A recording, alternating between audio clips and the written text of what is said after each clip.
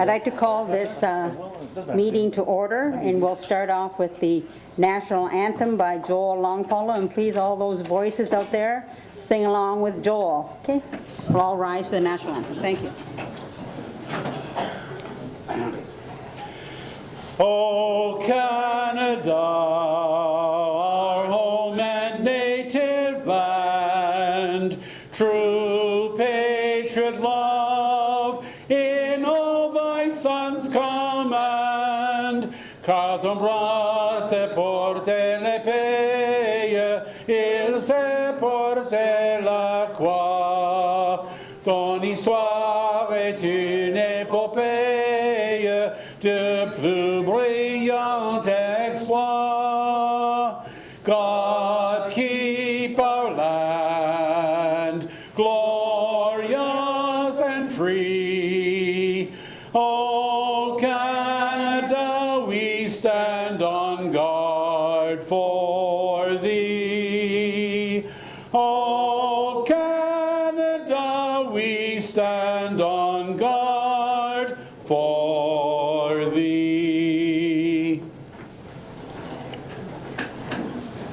Thank you, Joel. A fantastic job as always. Thank you, Madam Deputy Mayor.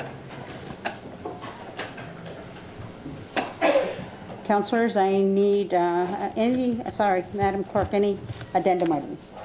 Thank you. None this evening. Thank you. Councillors, confirmation of the agenda. Mover, Councillor Bodnar, seconder, Councillor Main. Thank you. Any disclosures of interest?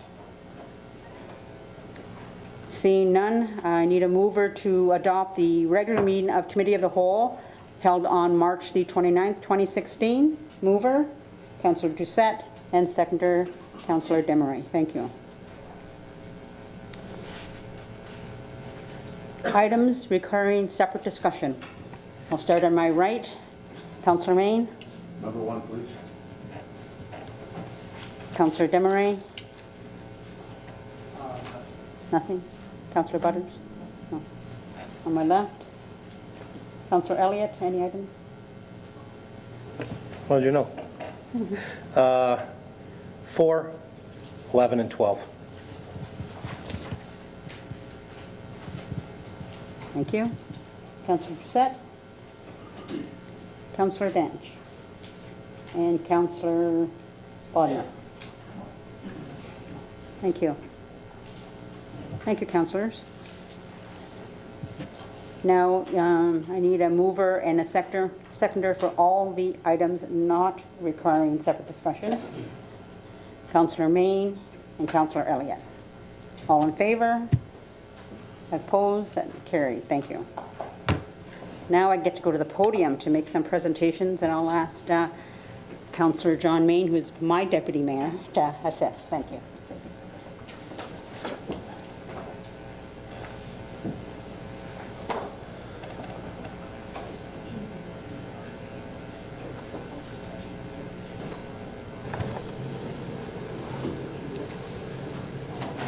Good evening, and it's so great to see so many of you out tonight. Tonight we're honored to have amongst us some very special young ladies, and they are the Port Colborne Wave Midget Intermediate Teen Girls from across Niagara region, ranging from age 15 to 21. This year is the first year the Niagara teams joined the Greater Hamilton Girls Hockey League. And throughout the regular season, this team went undefeated at 20 wins and 0 losses.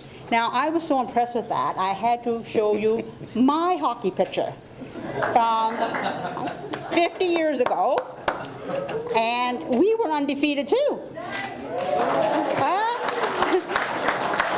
I'm going to tell you why we were undefeated. It's because that was it. There was no other girls hockey team in Niagara, and my dad was a coach. He's in the one quarter, and a man named Dave Hardman in the other, and we were all young ladies that attended Lorraine Rural School. And so we just divided each other up every week, and we played, I guess they call it scrimmage hockey. So we never lost though. Anyway, it was fun. But that's quite an accomplishment for this young team. considering there are 24 teams in this age group. And in the playoffs, before the championship game, they had 4 wins, 1 tie, and 1 loss. And in the championship game, just last night, they beat out first place Grimsby 3-0 to win the championship.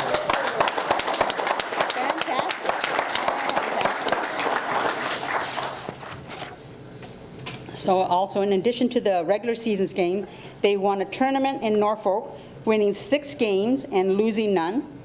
They played in Windsor and received a silver medal with a record of 4 wins and 2 losses. In their 3rd tournament in February in Oakville, there were 28 teams from across Ontario, and with a record of 4 wins and 1 loss, they did get put out in the semifinals, placing them in the top 4, though, for their age group. They were also pleased to have the Wave represented in our 2015 Santa Claus Parade, and it was, I am told, it was due to the organizing efforts of one of their players, Mackenzie Panunta, and her family. So that was really good. So it's great to see that they're a great hockey team. They're a team. They nailed it together. But we're hoping to see some of these players in our Canadian Women's Olympic team, and I'm sure that we will. So at this time, I'd like to ask Lexi to come up and receive a frame plaque on behalf of the team.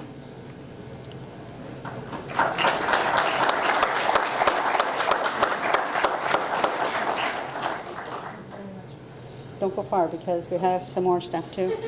So now, with the help of the Deputy Mayor, we're going to call up all the players, and I'd like you to go to the front of the portrait there just so we can take your pictures.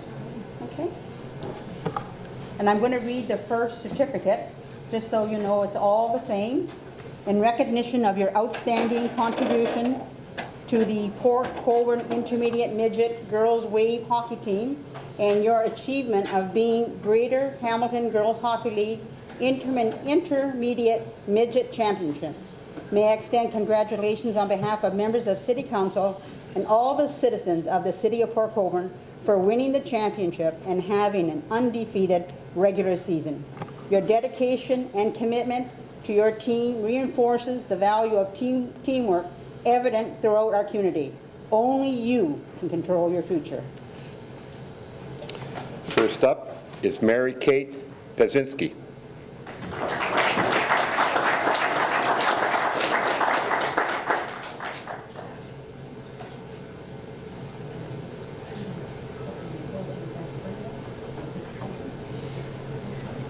Jana Turinsky.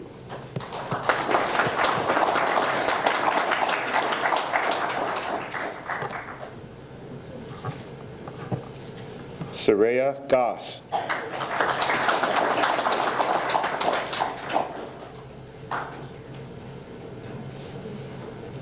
Alicia Jeffrey.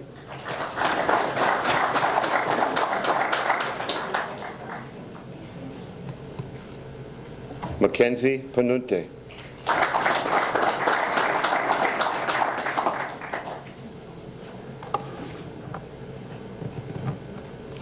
Bailey Kuhn.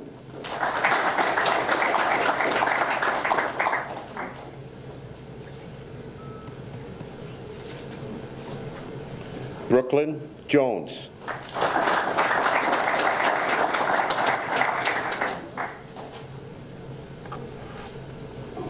Emily Pachowski.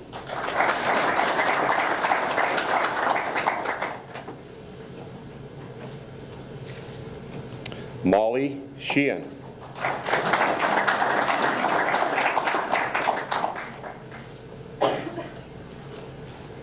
Michaela Colunier.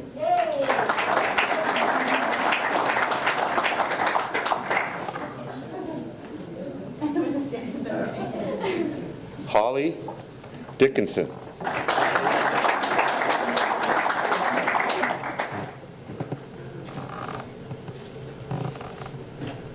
Hannah Geyer.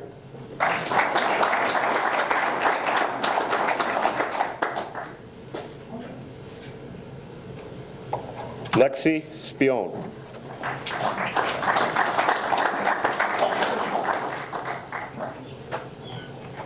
Tammy Rudd.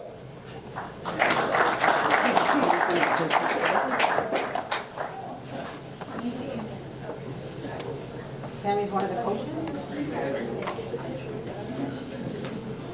Janice Guys.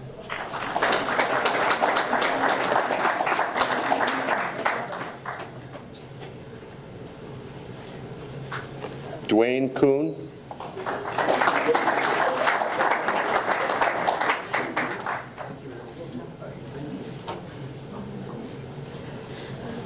And John Coulinier.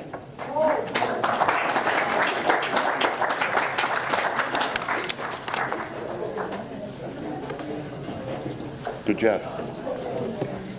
You point over me? Hey, John, we got to work on John on how to say his name. Good job, Dad. What would you like them to do? Can we get 2 rows for the ladies? All right, so front row kneeling.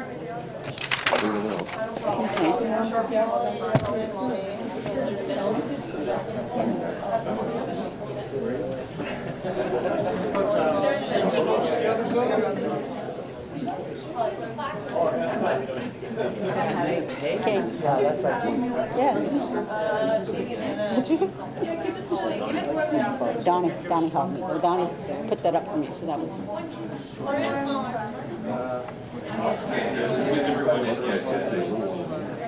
Oh, it's doing great. Councilor Payne, man. John, go the far end. What do you want to do? He's doing that already. Well, that's great. Oh, yeah, he's doing really well. It's just, he goes, oh, Colborne, is it Chris? It's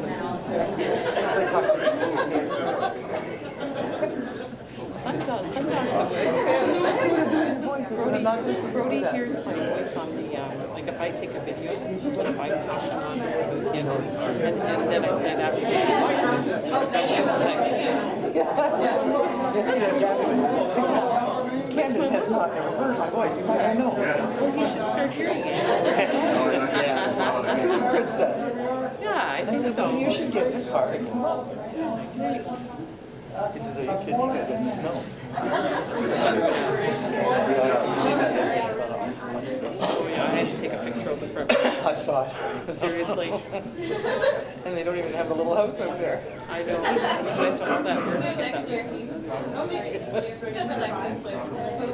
is my whole theory. Very easy. See? But they're very, very attractive. Oh, that's very Ultrasound, you know, extra. No, his kidney stones, something like that, but he's got a specialist with ultrasound more after just to check and make sure, because he was making 13. Oh, But the one nurse, well, he's diabetic, right? He's diabetic, but the one nurse said to me,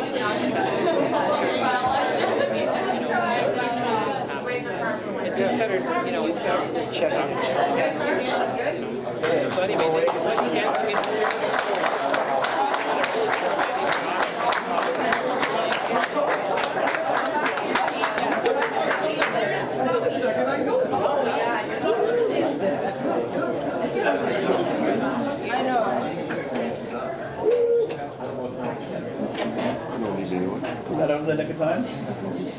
I just wanted to add that, you know, undefeated is absolutely fantastic achievement. I don't think you're going to see that too often, but it's the first time when we brought in a team from Port Colborne, whether it be soccer or baseball or hockey, that every single player showed up. So that's an achievement.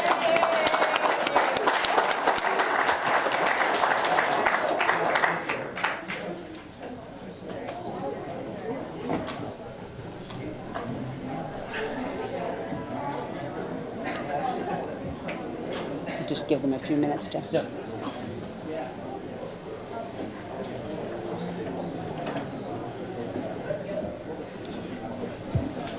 I'm just giving them a few minutes to gather up their stuff. In the interim, I will call Regional Councillor David Barrick to the podium to introduce our next speaker and presentation. Thank you. Not as exciting as an undefeated hockey team, but anyways, I'll let David take it from here. Thank you, David. I humbly concur with that comment, Madam Mayor. I'd like to take the opportunity, it's a pleasure to be able to introduce Commissioner of Planning, Rita Mustachi, and Senior Planner Brian Dick, who are here this evening to discuss the proposed Niagara Greater 2041 Growth Plan. There was a report at the region for council to endorse that plan, and if my memory serves me correctly, that report was received subject to hearing from all the local municipalities. And so that's why the commissioners here this evening. We're truly here to get feedback, to hear from you. I understand that your planning staff has also made a report, and it's one of the commitments I made early on was to listen, and that's what we're doing. So the commissioner does have a lot of information. I know that when we talked about the growth plan for 2041, there was some concerns on how it was communicated and what it could include, and some anxiety therein. And part of the communication from the experts themselves is to get the facts on the table of what we're really trying to do to unlock the potential of growth in all of Niagara. So with that, I'm happy to introduce Commissioner Rita Mustachi and Brian Dick, and I'll also make myself available for questions afterward as well. Thank you.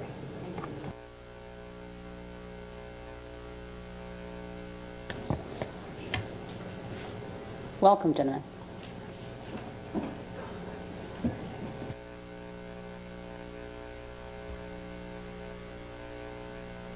Press the button. There we go. Okay. So good evening, Acting Mayor Kenny, and members of City Council, City staff. It's my pleasure to be here tonight. Again, my name is Rita Mustachi, and I'm the Regional Planning Commissioner, and joining me is Brian Dick from the Regional Planning Service, who will help me respond to specific questions later on in the evening. As Councillor Barrick mentioned, the purpose of my delegation tonight is to provide some information relative to Regional Council's strategy to continue the growth of Niagara and investment across the region.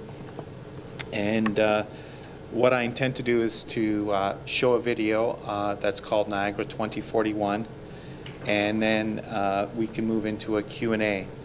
But I did want to provide a little bit of context before we start into the video. Last year, subsequent to the municipal election, the new Regional Council set out a series of strategic priorities that are mainly focused on economic prosperity.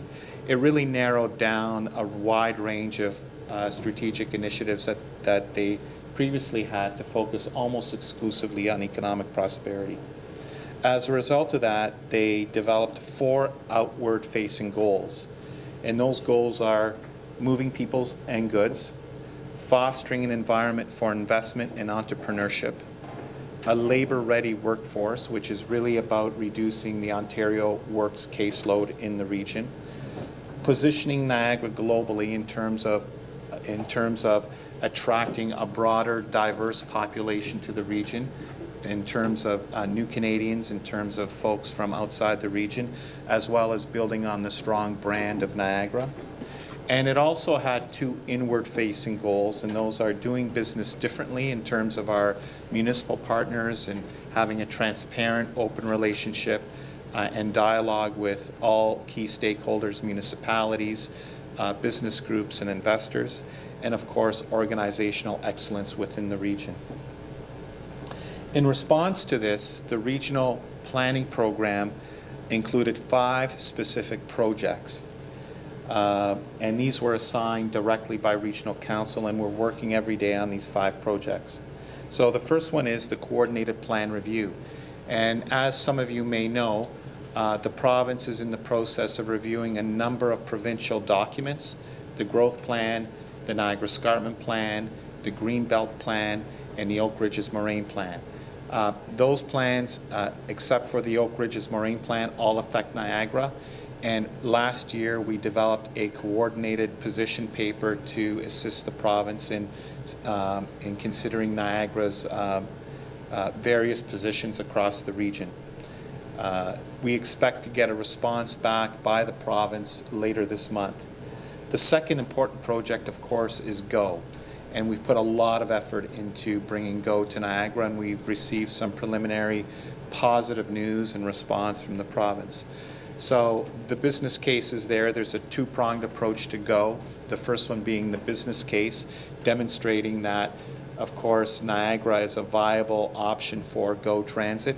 And the second is the GO Hub and Station study, where we're looking at a number of sites across the region and developing a framework to actually build the stations in terms of functional design and the planning of the communities around those. The third important project is a target of 10,000 new residents by 2018. So Regional Council, in response to the fact that we had not been growing as much as we should have been in terms of population projections, gave us a target to accommodate an additional 10,000 people by 2018. The fourth project is an expedited development approval process for projects of regional significance. And these are large development projects that you may be reading about in the media, as well as large, important regional employment opportunities. And the fifth one is related to positioning Niagara globally, is expanding our diversity across the region and becoming a welcoming community.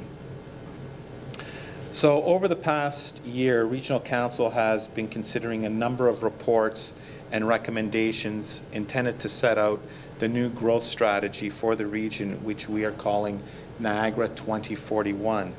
As part of this, as Councillor Barrick mentioned last November, Regional Council specifically asked staff to attend all the local municipal councils. So it's been my distinct pleasure to visit all the municipal councils in Niagara, and it's been a wonderful experience to present some information and, of course, respond to questions. And we're sort of winding down that process right now. I think we're going to Welland tomorrow night. Yeah. So on that note, I would ask your indulgence to view the video, and then I'll be back to respond to any questions that you have in terms of the growth strategy or any other initiative that we're undertaking at the region. Thank you, Mayor Kenny. You can start the video. Let's talk about the future of Niagara. Population growth can enhance Niagara's economic prosperity by creating jobs, helping our young people to stay in the region, and making transit more cost-effective. A key to growing our population is gaining private sector investment. This growth won't just happen all by itself, though. We need to make it happen. In order to make it happen, we need a strategy that's collaborative, innovative, and nimble. So what does Niagara's growth situation look like? Well, the province has forecasted Niagara's population growth over the next 25 years. Between 2011 and 2041, Niagara is projected to gain almost 170,000 new residents and 80,000 new jobs. But here's the problem. We're not on target to achieve those goals. While neighboring communities are growing at an average of 1 to 3% per year, Niagara's population growth rate is significantly lower, around 500 people per year. To keep pace, we should be growing by around 6,000 people per year. We need to do better. So, why are we growing so slowly? Well, let's start with a bit of geography. Niagara is part of the Greater Golden Horseshoe, which happens to be the 13th largest economic impact zone in the world. That's great news. However, Niagara is on the edge of the Greater Golden Horseshoe, and that can make us a bit isolated from Toronto, where most of the action happens. This is a clear directive for Niagara. We need to improve our physical connections to the rest of the Golden Horseshoe in order to share in its growth. This means expanding transit options like GO trains in and out of Niagara, improving connections to GTA business communities, and attracting foreign investment. We need to be proactive in establishing Niagara as a receptor of this growth instead of letting other communities reap all the benefits. Tapping into the Golden Horseshoe's economic powerhouse that is Toronto could open up huge potential for economic growth in Niagara. And what would Niagara look like if we were able to access this growth? If we're able to achieve the projected growth rate targets the province has set, we could see growth that's 3 times greater than that which we've experienced over the past 25 years combined. As population growth rates rise, so do employment rates. This growth will be focused on our urban centers, provide a wide range of housing options, and make it easy to walk or take transit to meet your daily needs. This would also save our valuable agricultural land and make development more cost-effective. Oh, and it would also create jobs. We have a clear opportunity to reignite Niagara's economy through business development, new housing, and infrastructure investment. So how else can we drive growth? Within Niagara, our communities are growing at different rates. While some communities are expected to grow faster than others, and that's okay, all of our communities need to be business friendly and make private sector investment easy. This means we need to look at all of our policies, procedures, and processes to make sure that high quality development is easy. That is the only way we can compete with neighboring regions like Hamilton or the GTA. And make no mistake, we are in competition with other Ontario municipalities. When businesses are considering investing in our communities, they're looking for business-friendly development policies and a talented workforce. Those top talent individuals are looking to live in areas that provide an urban experience with access to arts, culture, medical services, recreation, and nightlife. We need to work smarter, faster, and more proactively to seize these opportunities. That means planning proactively, reducing risk, investing in infrastructure, and being customer-focused. So we know we need to improve our connections with our neighbors and become more business-friendly. But how exactly are we going to do this? Enter Niagara 2041. Niagara 2041 is the region's coordinated growth strategy, composed of a series of plans that will ensure Niagara is ready for the next 25 years. The Transportation Master Plan will look at how we currently travel in and around Niagara and how we can improve our transportation systems. It'll look at roads, transit, active transportation, airports, and goods movement.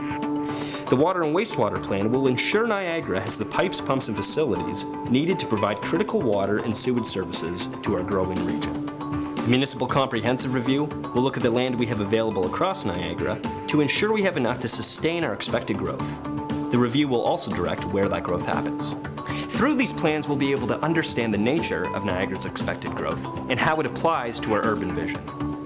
We'll also create teams to help drive these plans forward. All this work will guide revisions to the Regional Development Charge bylaw and inform the development of the new Regional Official Plan. But we can't do this alone.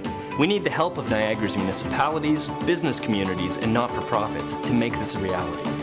With your help, we can create a Niagara that seizes opportunities for growth, that's nimble and responsive in its business practices, and that fosters an environment of economic prosperity for future generations to come.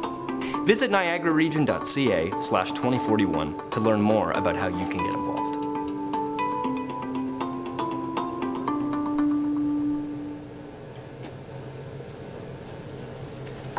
Thank you, Deputy Mayor. So I'm here at your indulgence to respond to any questions. And I know there is a staff report, so. Well, I've always enjoyed working with kids. I love babies even before I had my own. Movie night. Thank you very much, Madam Deputy Mayor. Through you to our presenter. Your fourth goal, and I was looking at what you were indicating. Does biodiversity fit into that plan? And the reason I'm asking that is that biodiversity is probably one of the worst ideas, after all I'm concerned, that the Niagara region is trying to get to. And it seems to fit into a bunch of this. And it appears that we're going to ruin our filtration system for our water systems that exist by doing the biodiversity, but this fits right into it. So was this first and then the biodiversity thought after, or was it the other way around? Through you, Madam Mayor, in terms of you, Councillor Doucette, you mentioned biodiversity. Mm-hmm. Are you talking about biodiversity offsetting? Yes, that's what I'm talking about. Because obviously I don't think we're opposed to biodiversity. Okay. So biodiversity offsetting as it relates to wetlands? As it relates to wetlands and development. Okay. Because it looks like we're saying development is so critical that we're going to try to get rid of some of our wetlands. Yeah, so I think the reason for your question is in response to the application that is being considered in the city of Niagara Falls. Is that correct? You got it. Okay. So just to give the members of council some background who may not be aware of that project, it's a project in the city of Niagara Falls where the proponent, the developer, is seeking to get permission from the Ministry of Natural Resources to offset isolated small sections of wetland in favor of adding to an existing wetland complex. Technically speaking, the region does not have a position on that because it's not our application. It's an application in the city of Niagara Falls. The city of Niagara Falls will ultimately make a determination whether to accept that application, the approval of that application, and whether they, A, like the development concept, and B, are willing to entertain the biodiversity offset as a solution for that project. So it's really within the hands of the city of Niagara Falls. What I will say is that there have been ongoing discussions between the Conservation Authority and the Ministry of Natural Resources to look at this project as a potential candidate for a pilot to see whether it's feasible or as a test case, if you will. And the region simply supports a test case anywhere. We haven't committed to that project. We haven't committed to biodiversity offsetting. We have no policies related to that. It's really not something that the regional policy plan speaks to because it's a ministry. Provincially significant wetlands are regulated by the province. They're not regulated by the region. Through you, Madam, a follow-up to my question. If that's true, then why did the chair request the ministry to jump over all the hoops that they have to jump over to get to that biodiversity offsetting? Or was it the Mayor Diodati that requested that? But I remember clearly reading, I'm almost sure it was the chair that said, well, let's forget about all that, just give us the case. And let's forget about all the hoops we have to jump through. I read that clearly. So if the region doesn't have a position, why is the chair requesting that all these hoops be gotten rid of and let's just go straight to it? Through you, Madam Chair, I believe what the motion speaks to is the consideration, as I mentioned, that the Ministry of Natural Resources provide consideration to a pilot initiative as part of this development application in the city of Niagara Falls. That motion was considered by Regional Planning Committee a couple of weeks ago and then was considered again last week, and I do not believe that it prevailed. I believe it was continued to be tabled until such time as the city of Niagara Falls is able to take a position on the development application itself. But I should speak to this, Madam Chair. This has really nothing to do, and you asked me at the outset if this had something to do with Niagara 2041. It does not. Okay. Niagara 2041 is a much broader growth initiative, and I think it would be fair to focus on, our prosperity agenda and growth as opposed to a specific application in a municipality that you have no control over. Okay. Well, I agree, but I just wanted information. I've got one more question, if that's possible, and then I'll leave it. The past plan that existed was one that created growth to the south end of the region. This is the one that will be replacing it. Are we in the south going to be looking at less possible development because of that, because of this new document, or is everything going to be held equal. And I understand what it means, that the whole region is going to benefit up to a certain point, but it won't benefit unless we get transportation going. And that's one of my main concerns, is the transportation area. Okay? Through you, Madam Chair, that's a great question, and sort of brings us back to the topic at hand. So, what I can speak to is that, and again, your staff report made reference to the fact that as part of Niagara 2031, a certain population was allocated to the city of Port Colborne. I believe it was 24,100. I would expect that Niagara 2041 is not going to diminish that in any way. So the population that's been allocated to the city of Port Colborne will remain. What's been happening is that the province has allocated additional population to Niagara, and we saw that in the video.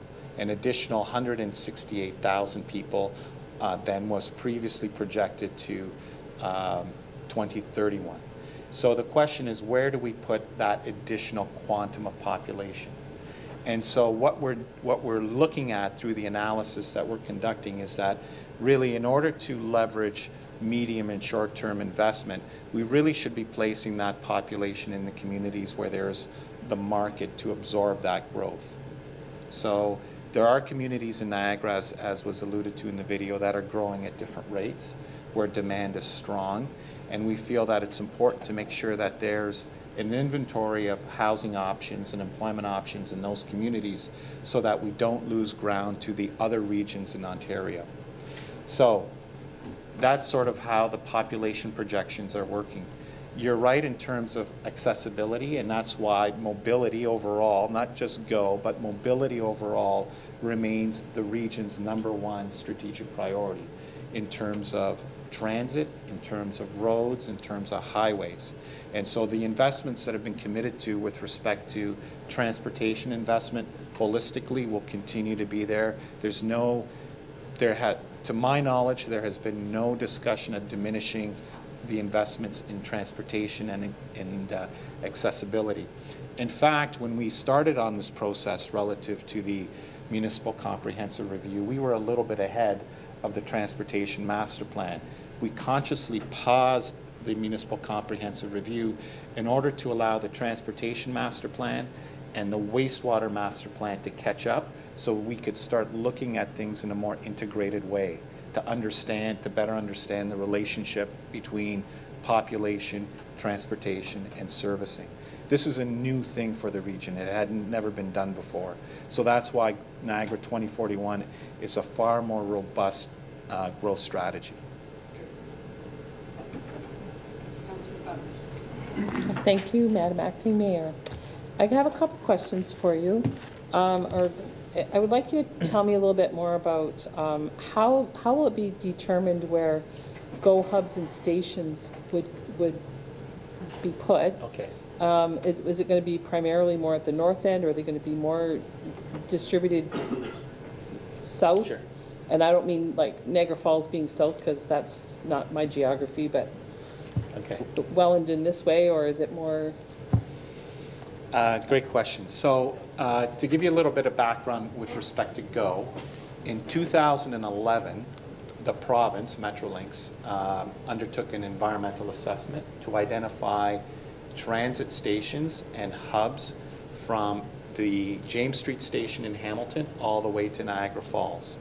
That environmental assessment was approved in 2011, and it was very specific in identifying locations for stations, locations for parking, and locations for the hubs, which are like the larger hubs, which are at James Street and in downtown St. Catharines.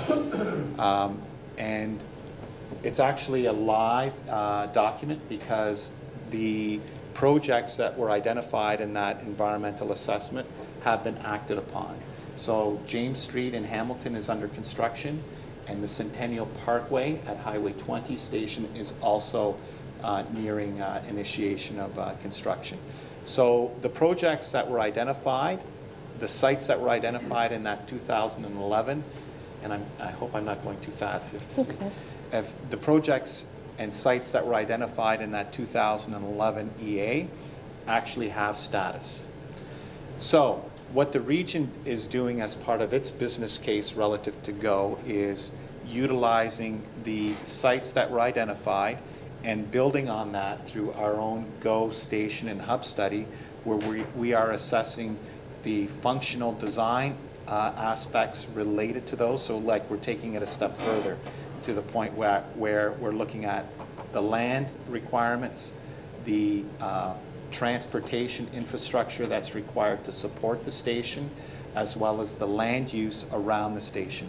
In fact, we have MOUs with the 4 host communities, Grimsby, the town of Lincoln, St. Catharines, and the MOU to jointly plan the area around those stations. And that's how the project is moving forward. We have had some positive feedback by the province. We hope to have a draft of our GO hub and station study ready by June of this year, so for public consumption, where we'll actually identify more precisely the stations and the type of investment that's required. Now, council is also looking at, so that's the station component. The other important aspect is getting people to and from the station, right, which is equally as important. And one of the things that the province and Metrolinx is telling us is that you have to consider the first mile and the last mile. The first mile of the transit commute and the last mile home from the station. So, as you know, the region is looking at an effort to develop a strategy for regional transit through the existing transit providers in the region, and that project is ongoing. I'm not intimately familiar with it, but that certainly ties into the GO strategy, like how to get people to the stations. Okay, thank you. Can you tell me a little bit more what you mean by expedited approval process? Yes. Through you, Madam Mayor. So sometimes we're confronted with investment opportunities in municipalities, both at the local and regional level, that are time sensitive. And it's important to have a team that's able to respond quickly to that opportunity. And to give you an analogy, if there's an emergency, we have a specific protocol to deal with an emergency measure. There's a team put in place and decisions are made. What we found with the GE opportunity that emerged earlier this year is that, and we were able to rally a strong team of economic development officials across the region, planning officials, and the transportation officials to respond to that in a very effective way. What we learned through that is that we need actually a protocol so that when we have these opportunities, we have an inventory of sites, we have people who can make decisions and move those opportunities forward more quickly. Other regions in Ontario have these processes. So when we're competing with Waterloo, with Halton, with York, they're quite quick and they're able to make commitments. And we simply want to get to the point where we can signal to an investor that we are a willing host and that there's community acceptance for the project, and we will proactively look for solutions to allow that investment to happen in this community. Thank you. Councillor Demmer. Thank you, Madam Mayor, or sorry, Deputy Mayor. Acting Mayor. I'm sorry, I'm getting confused with your different titles. Through you to the presenter, thank you so much for coming tonight and presenting this to us.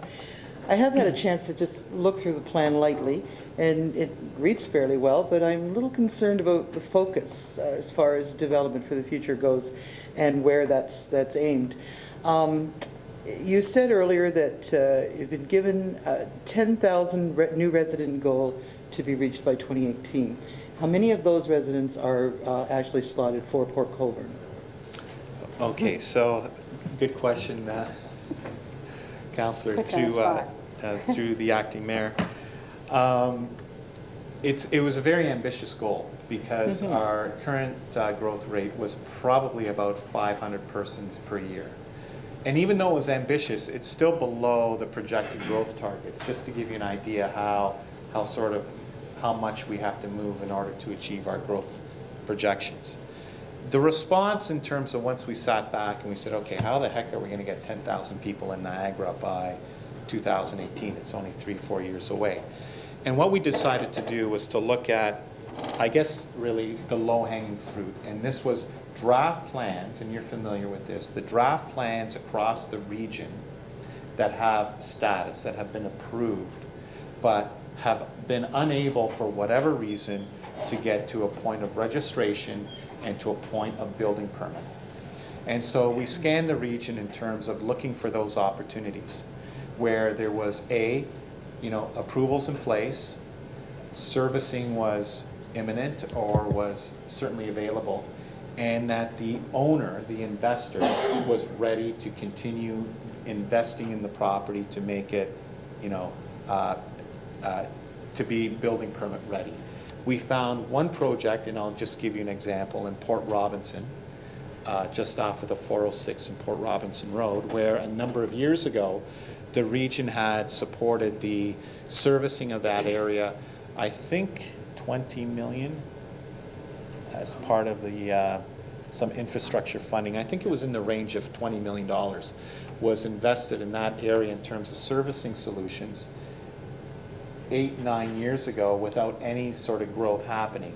And once we looked at it, it was really quite a simple solution with respect to one piece of infrastructure that needed to be facilitated under the 406.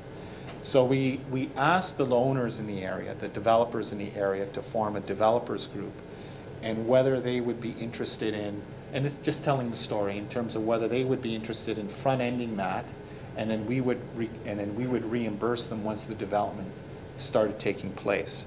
And that was a success. So they did form a developers group. They have committed to the front ending. We are now in the process of the final design of that infrastructure, and they have committed through a legal agreement, through a linkage agreement, to have building permits issued, to have foundations and building permits basically available by the fall of 2017. So that's one of the solutions. The expedited development process is another opportunity to facilitate that. Getting back to your question in terms of how many of those are in Port Colborne, it's hard for me to say. I mean, it's really, if there's projects that are shovel ready and the region can play a role in facilitating those moving forward, we will certainly do that, whether it's through grants, whether it's through a CIP initiative. That's something that we're willing to do. I don't know actually if we'll ever reach that target, frankly.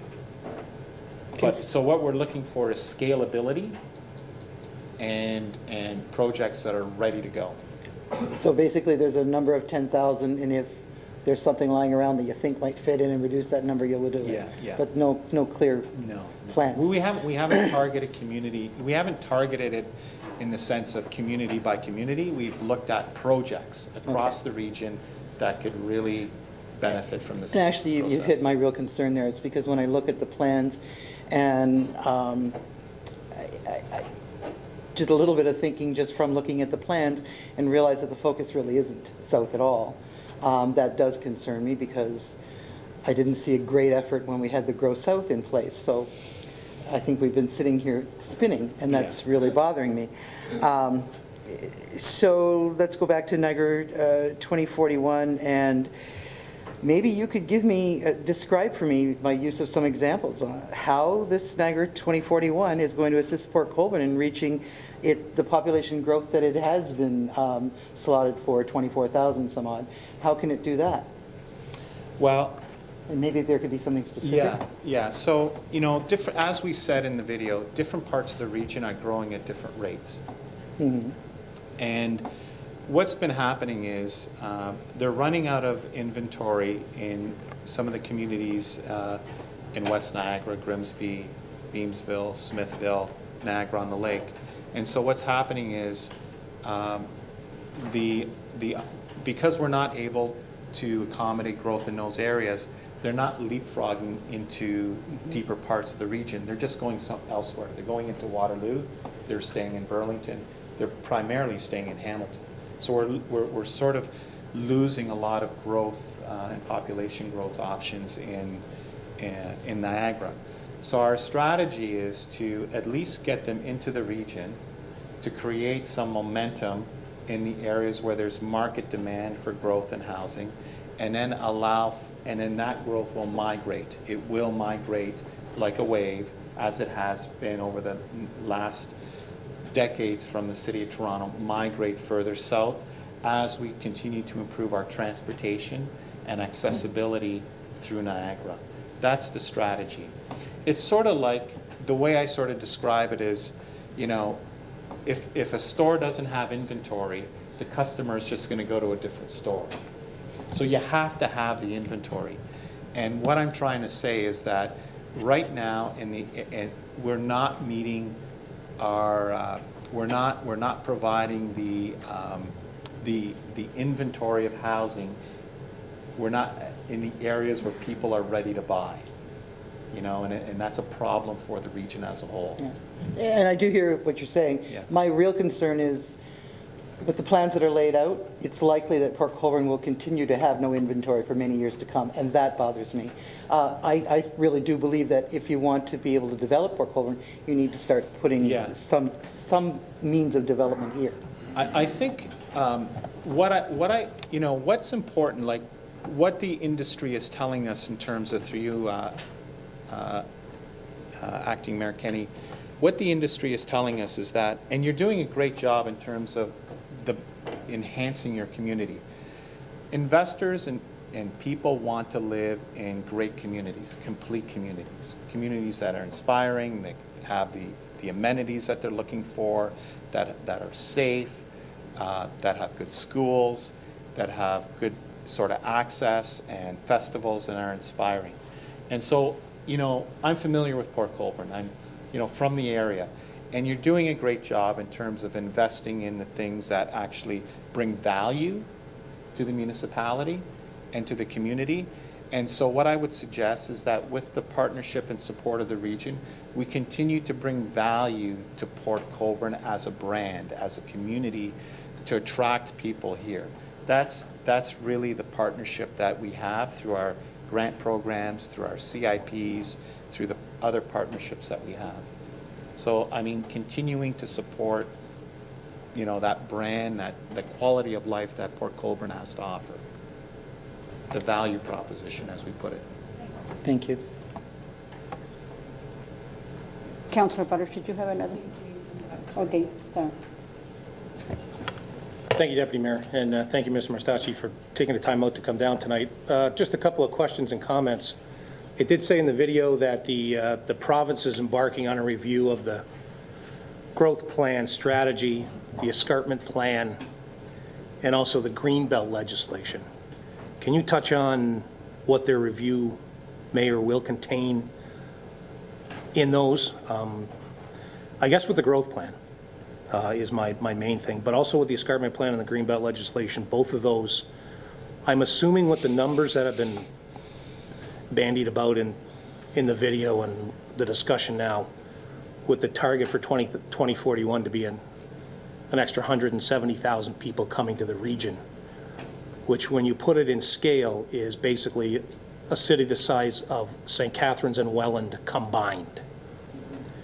Which when you put those numbers out there and look at the scale of both of those municipalities, and you try to work those numbers and where do you place them in the region. It's interesting that you say that we're losing traction because we don't offer developable land for housing in the areas that developers want it, i.e.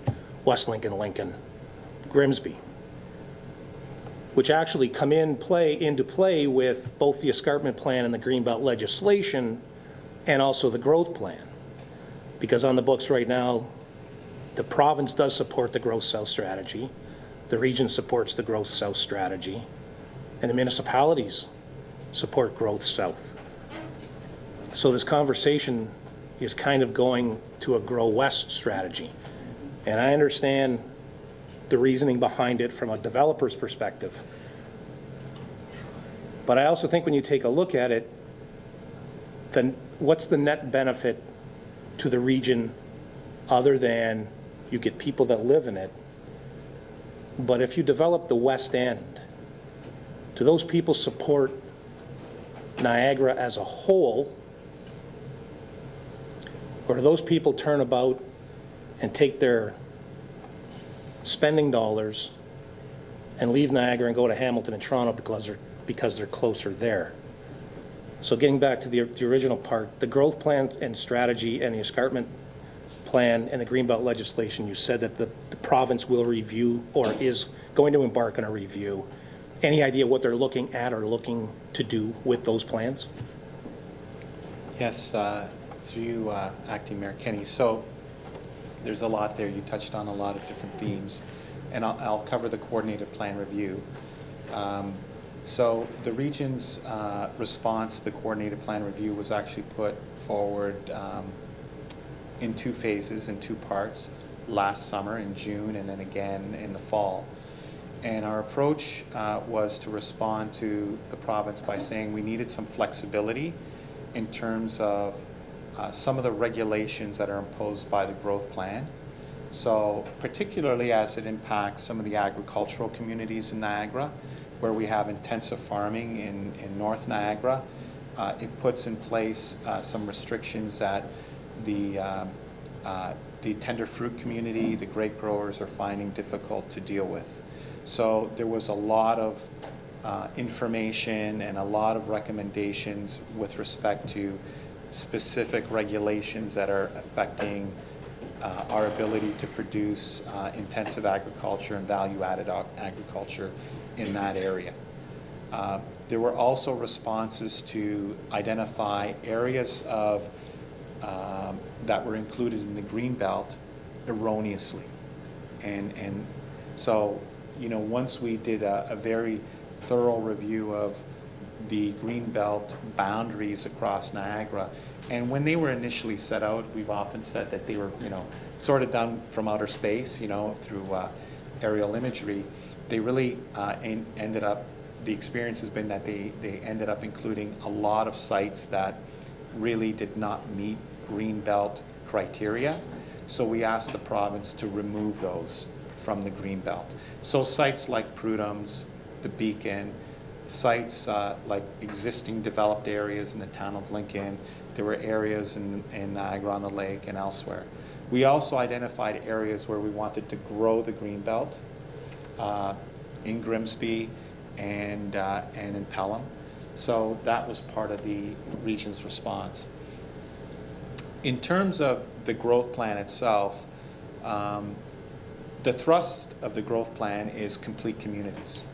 And so recognizing that, we are developing strategies, and I think the way the province will respond is to really encourage planning that's transit supportive and that's higher density and more energy efficient.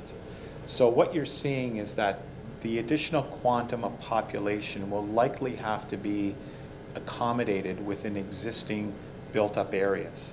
So you're starting to see development, you know, along our major corridors, the QEW, and we're hoping along the future GO sites where it's going to be vertical. It's going to be going up as opposed to out, or at least in a different form, because that's where we're going in terms of urban form.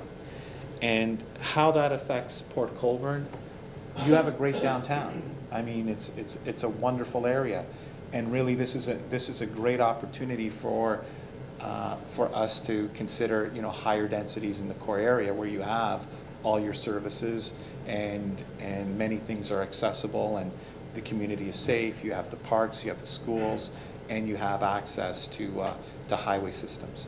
So really that's the response that ultimately I believe that the province is going to be providing to continue to encourage complete communities, higher density, higher efficiency with respect to energy use. And we could go on all night with this conversation, but okay. I thank you for that. Yeah, and I guess, through you, Acting Mayor, I guess that's what I look at when I hear that the targeted areas for development mainly because of what developers are looking for, is the proximity to Hamilton on the west end. But when you're looking at you know, good planning practices, you want to develop in your built form where transportation, cyclability, walkability, and the clusters to provide ease of transportation and ease of movement for people seem to be on the infill and intensification and the growth south in the built form that we already have existing. And when I hear that we want to kind of transition away from that into grow west, to me, it seems like it would put strain on transportation. It puts strain on water, wastewater. And what does it do for Niagara as a whole, in as much as, like I said previously, I'm not sure that on the commercial side and the retail side, that those people buy into Niagara as opposed to going west into Hamilton, Toronto. Yeah. So that to me is an issue with that end. And also you did touch on it, that the urban boundaries in Lincoln, West Lincoln and Grimsby have basically been built out too.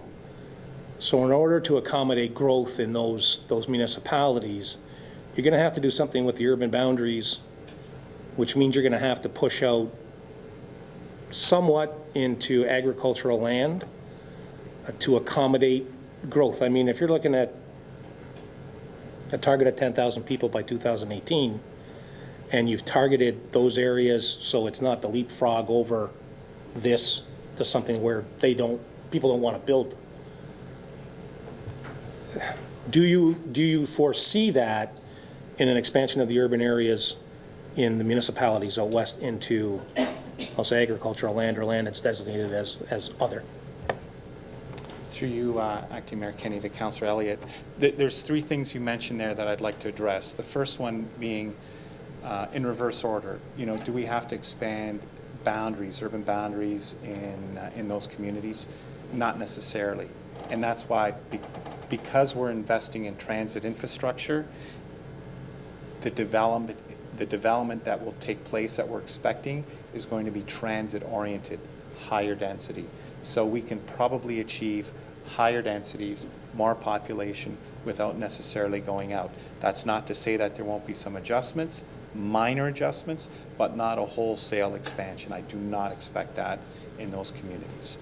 The second thing that I'd like to address is that, you know, we talk about where people want to live and where developers want to build. Really what it comes down to be frank, is a profit margin. So the developers are looking to invest where they can realize a very specific return on an investment. They have to get 6 to 10% annualized return every year, year over year.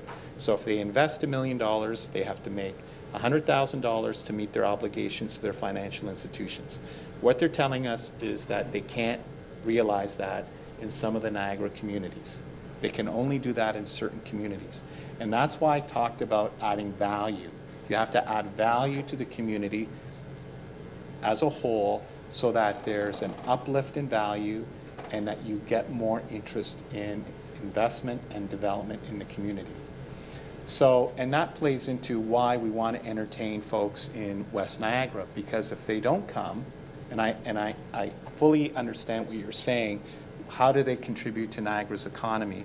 We're studying that, they do, but if they don't come, they're just going to go somewhere else.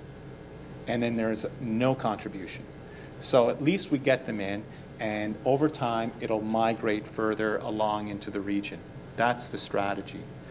Now, through some of the analysis that we're doing, the folks that are moving into those parts of Niagara, you know, they're already working outside the region. These are folks who are already working in Burlington and Oakville and Milton and Mississauga, and they're choosing Niagara as an option over other communities.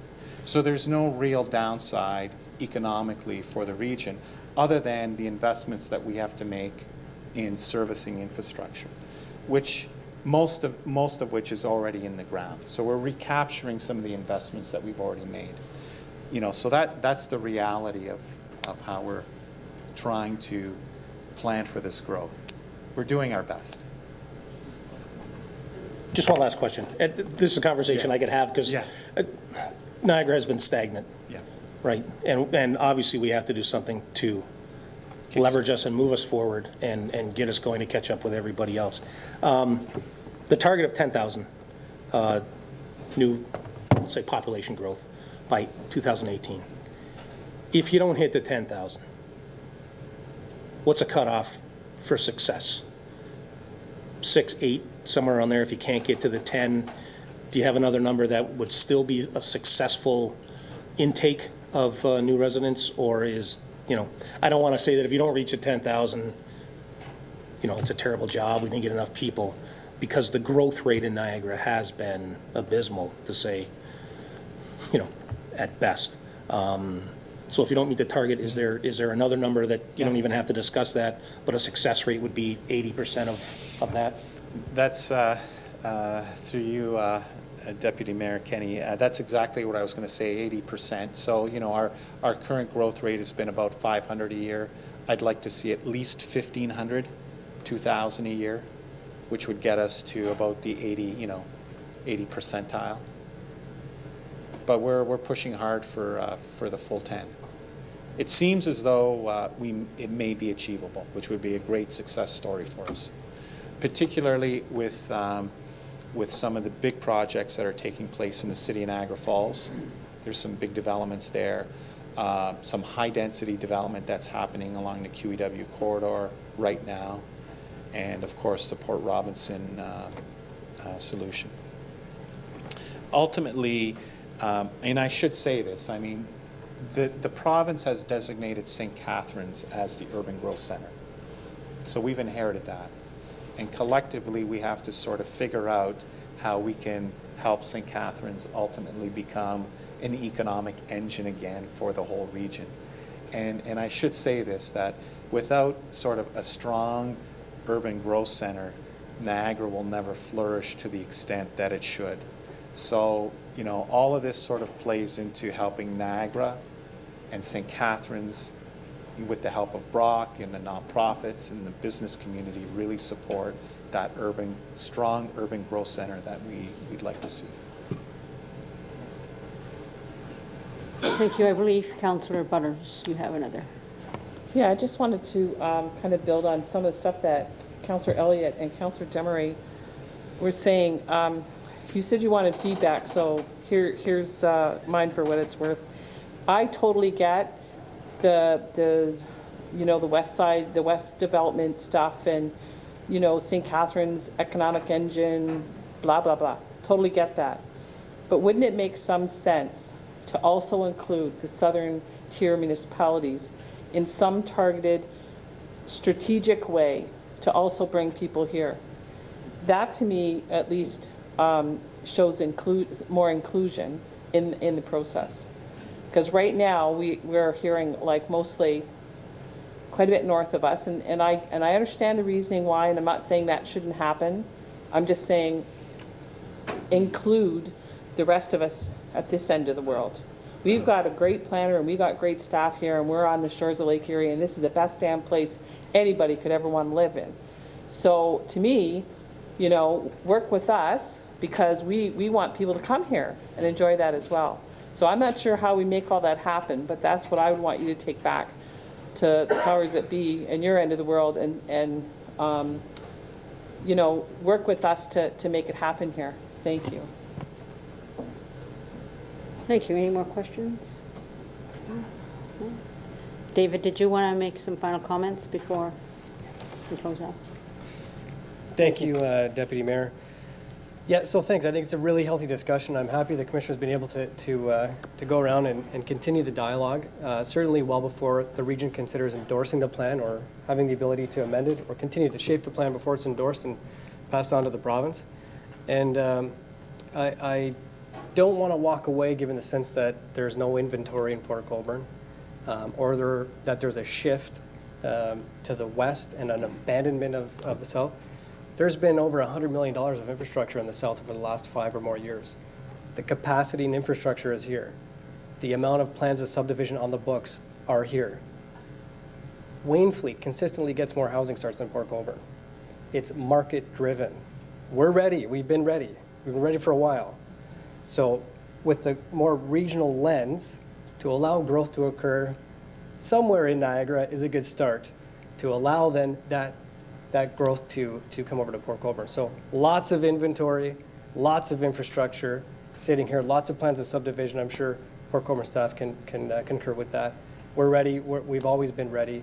And having a commissioner like this at the region, I, for one, am very thankful, who's very growth-oriented, to really take a more wholesome look at getting growth into the region for the betterment of everyone in Niagara, including Port Colborne. Thank you, Councillor Barrick. And thank you, Commissioner, for coming and speaking to us and giving us an opportunity to ask you some questions. It's a very, you've got a good projected, you've got a big jump. You set the pole to achieve pretty high. It is. And I'm hoping that you can at least get 60% there.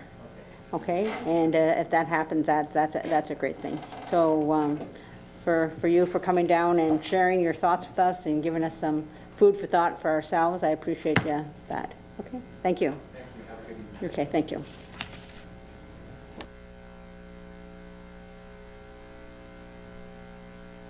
Now, councillors, we have another delegation for us. You all got this nice little placard at your station, and now we're going to welcome Gary Bellhouse and Larry Bojo, both co-chairs regarding the Big Brothers and Big Sisters of South Niagara Long Beach Ride, which is going to take place on Sunday, June 19th. Welcome, Larry. Thank you very much, Deputy Mayor B, and councillors and staff, members of the media and the public. We were here last year, roughly about the same time, and we were asking for your support in helping endorse our ride. It's all for Big Brothers and Big Sisters, and when I listened to what the last fellow just spoke, the commissioner spoke to about our community and getting growth down in Niagara, well, guess what? Big Brothers, Big Sisters is in Niagara, and they are trying to develop and they are trying to grow. And we're just helping them, or trying to help them, so that they could provide support for young children, boys and girls, and watching the young children when they got up here today and seeing that's our youth. And you know, some 25 years ago when you were up in that picture, B, you know, you I'm being very generous. So some 25 years ago when you were up on that picture, you know, you were a youth as well, and now, you know, you're up here and you're running the show right now. So it's, and you know, we've had some support from Frank Danch, Councillor Frank Danch, with the sawhorse race to raise money for Big Brothers and Big Sisters. We're what you would call a third-party event of Big Brothers and Big Sisters. We're just members of the public out there, and you know, as I said last year in my talk, Big Brothers Big Sisters has a place in my heart, and that's why we help support them. And obviously others have followed suit, like Gary and Frank and others in our community to help it develop and to help it grow. Like I said, last year we raised $12,000. It was our first attempt at the ride, and we ran out of Long Beach. We had 3 different components. Gary will explain it a little bit more. But we had a very, very good result. We're hoping to have twice as many people. We had roughly 100 people this year. We're hoping to have approximately 200. We've brought on Niagara Sustainability Initiative. They are going to be bringing riders in as well. And some of the funds that they raise as far as sponsors, they will get some of that money, but Big Brothers Big Sisters gets the money for the people that register for the ride. So we're very proud of how it turned out last year. We're very excited for how it's going to turn out this year. And I think we have a small little, I think, is it Ashley? Whoever's putting it on? There it is. Oh, there it is. Okay, let's go! Oh, that was me by the way.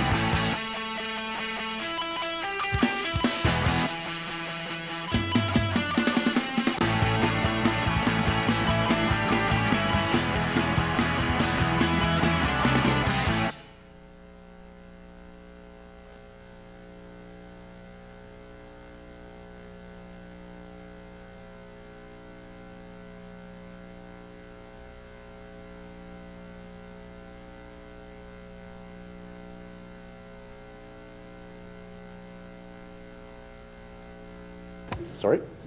It's all to support the people of Wainfleet, Port Colborne, Fort Erie, Welland, Pelham. It's the southern area of Niagara. So. Thank you. Yep. And Gary just has a few more words. Thank you. Is this on, Larry? It is. Okay, great.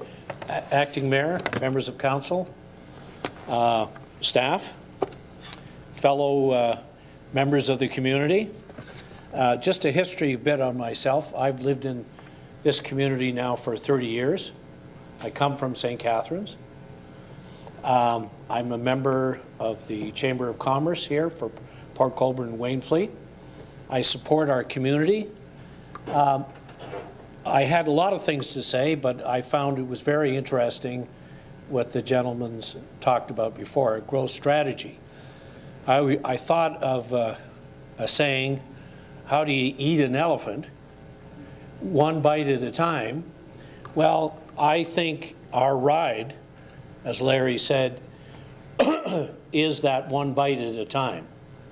Not only are we going to change lives by what we do through Big Brothers and Big Sisters, but by changing lives, we're going to create future leaders of our community, and we're going to attract more people to our area. I ride a bike a lot, Larry rides a lot. We have the best roads from Hamilton to Fort Erie, really, for bike riding. I know people that have moved here from St. Catharines, from Niagara Falls, from Hamilton, from Toronto, because of our community. And part of that community, I'm going to say, is the fact that we can do things like the Long Beach Ride. The Long Beach Ride last year, we had people from Niagara Falls, we had people from St. Catharines, we had people from Grimsby. So what we're doing is we're raising money for Big Brothers and Big Sisters, but we're also making people very aware of our community and what it has to offer. Now, with that, I've got some talking points, and I'm going to start off with a quote from John F. Kennedy. He said, "Nothing compares to the single pleasure of a bike ride." And that's a quote from John F. Kennedy. Now, if you want to ride with the wind blowing in your face and really fast, you can do the 100K ride with Larry. If you want to smell the roses, okay, and ride leisurely along the lakeshore, you can come with me. Okay? And then we have a 50K ride, which is split into two. A fast 50K ride and a slower 50K ride. So really what we are is promoting riding to all parts of the community. People that have a lot of ability, that are very strong, can ride, and people that would just like to introduce themselves to a bike and introduce themselves to our community, they can come out and ride and have a good time too. Now, it's a good cause. We'll have ride leaders for every ride. We'll have sweeps. We'll have support vehicles. We have halfway rest stations. We have a great barbecue afterwards. You get a great shirt. You get a full tax receipt. Now, we have Trillium from St. Catharines, comes all the way out here. And Trillium are young people learning to be massage therapists. So if you want a nice massage after your bike ride, counselor, okay, won't cost you anything. Just get on the table. And we have people like Water Superstore out of St. Catharines that we're introducing to our community. They're going to supply all the water for nothing. So we won't have any bottles, no plastic. We'll have, everybody is required to bring a water bottle that you can fill up. We said the NSI. Now here, I'll just read.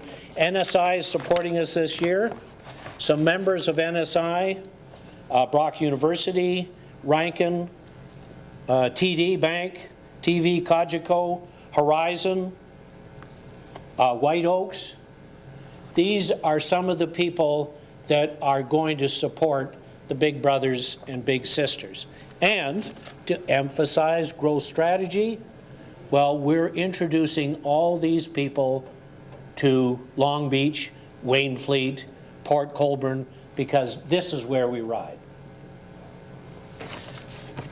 Now, joining us again this year will be Lafarge. That's the big cement trucks.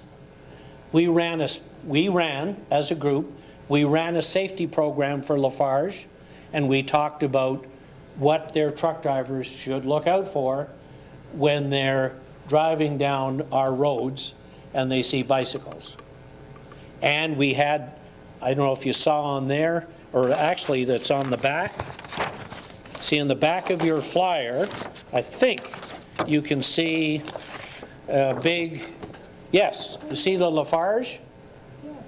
So we had the Director of Safety for Ontario for Lafarge. At the beginning of every ride, he got up and he spoke about what you should watch out for with these big trucks. And we told them what they should watch out for when we do things.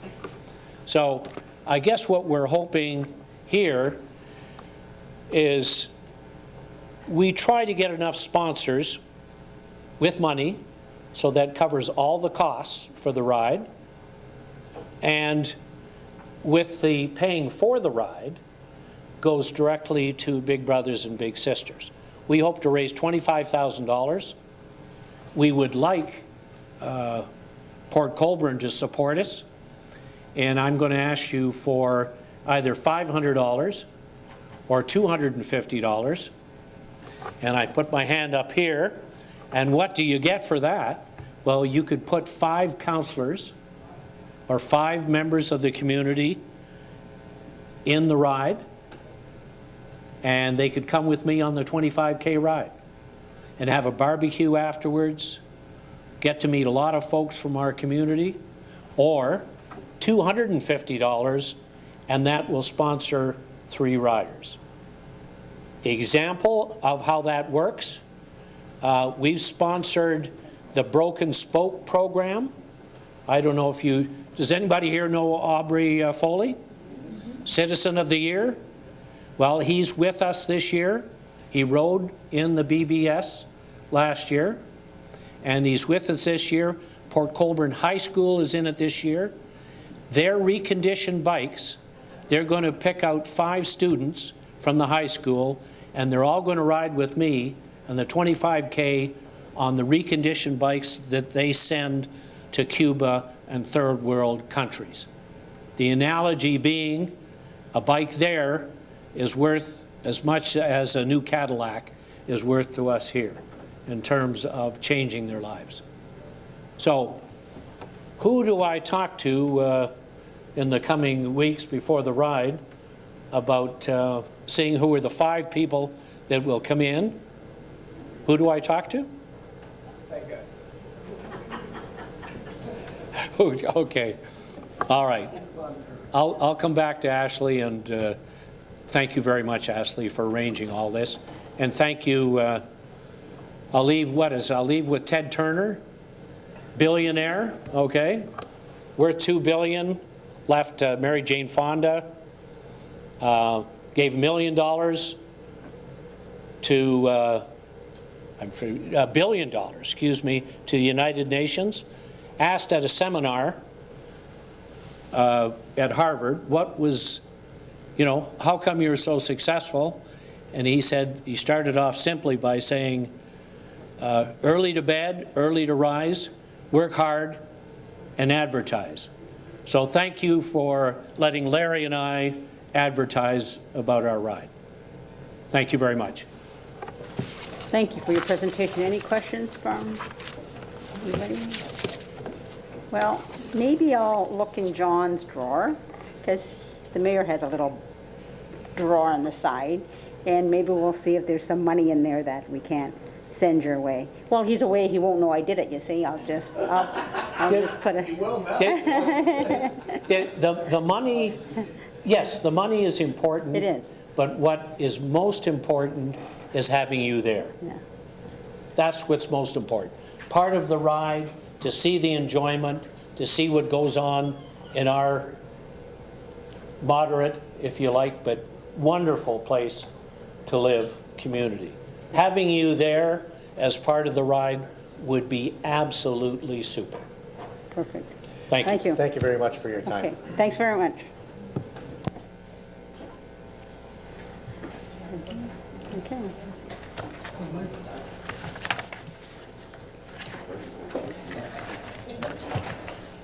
I'll now move on to the mayor's, deputy mayor's report. Yes, sorry. I was just going to say, last year I collected, everybody chipped in money, and I'm happy to do that again. And I'll make sure it gets to Mr. Bojo, and then if you find a little bit of extra money in that drawer, feel free to pony it in. Sure. How's that? Thank you. Thanks.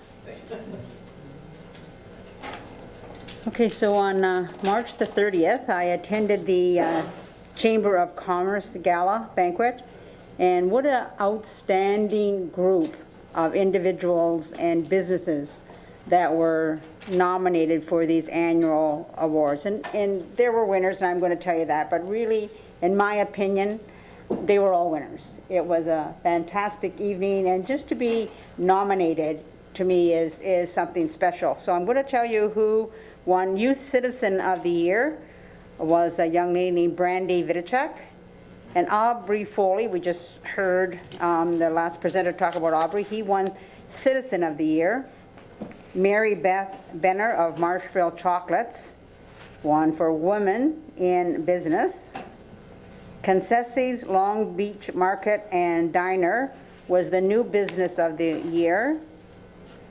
And Frank's Home Building Center, our own Frank Danch, won Business of the Year. So congratulations to everyone. Frank was just a little peeved that I knew all this information before him. So, and then last Thursday, I had the pleasure of attending the Pork Care Soup Fest, and I believe Councillor Butters was there, and Councillor Main, and Councillor Danch, and we had a great time. I mean, the soups were absolutely excellent. There's a great turnout from the public, of over 300 people. And what started out in the basement, right? It started out in the St. Pat's Hall, right? Many years ago, yeah. That's where I think it started. And it grew to that it had to be taken to the Italian Hall. And I tried all of them. They gave you cups, and I just took a little couple spoonfuls, but it was great. And I'm told that they rose about $5,300 in cash. And everything that was, all the cups and everything that was there was all donated. And soups were made by the students at Lakeshore High and Port Colborne High, and also from the Pork Cares group themselves. I think the winner of the soup, the best soup, if you went there, I think it was the mulligatawny soup. So, I know. I kind of like the fish chowder, but that's all right. Anyway. And then on Friday, I got to attend the wind-up breakfast for the United Way. They still need our help to reach their goal this year, so come out and help support their upcoming events in our community through the summer. Yeah, it was a great week. So that's all I have to say. Councillor Barrett gave his report when the region was here. I'll now move on to councillors' items. Councillor Doucette. Thank you very much, Madam Deputy Mayor. It's that time of year again. Ward 2 meetings. We're going to be at Tim Hortons April 27th, starting at about 6:30. Everyone's invited. And as I indicated last year, we've tried different venues. Tim Hortons seems to be the one that works the best. So we're going to be at the corner of Elizabeth Street and Highway 3 Fat Tim Hortons there. And, I mean, last year we were there till what? 1:30 in the morning, 2 o'clock in the morning, something like that, talking to people, and people wanted to stay, and there was a lot of discussion over many issues. That will happen this year on April 27th. So I'd appreciate it if the media would pick that up and put it in your papers and announce it as a community thing that's happening. But we are meeting Ward 2. And by the way, you don't have to be in Ward 2 to come to a Ward 2 meeting, okay? Everyone is welcome. Please join us. Okay? I'm sorry, April 27th, which is a Wednesday night. Thank you. In 2 weeks from now, 2.5 weeks from now. Time. 6:30 6 a.m. Councilor Maine. 6:30 p.m. I believe I said it, but I'll say it again, 6:30 p.m. Okay, thank you. Thank you, Acting Mayor Kenny. Through you to whoever wants to field this one, and I have several, and this is a complaint about the regional contractors that are putting the lights up at the corner of Clarence and King. I've never run into a bunch of foul-mouthed contractors ever. And to me, it's a definite reflection on us because it's being done in Port Colborne. A lot of people don't know it's regional people that are doing the contracting. I had the pleasure of being able to park my truck in the parking lot at the credit union and walking through a barrage of the four-letter words, and they were arguing and they were throwing stuff around, and there was two elderly ladies in front of me that were having all kinds of trouble negotiating to get into the bank to do their business. So I called Councillor Barrick up, and he was going to get back to me, but he didn't, and B was going to look at some things. But is there something we can do? I know it's pretty hard to, like our guys are great. You don't hear that from our guys out on the street. And you get nothing but praise from all the contractors that we hire. And I think the region has dropped the ball on these guys. They're not only rough, they're not only crude, they're dirty and they're sloppy. So does anybody want to field that one, or did I say enough? Yes, Mr. Lee, if you could respond to that. Thank you. Through you, Acting Mayor, to Councillor Maine.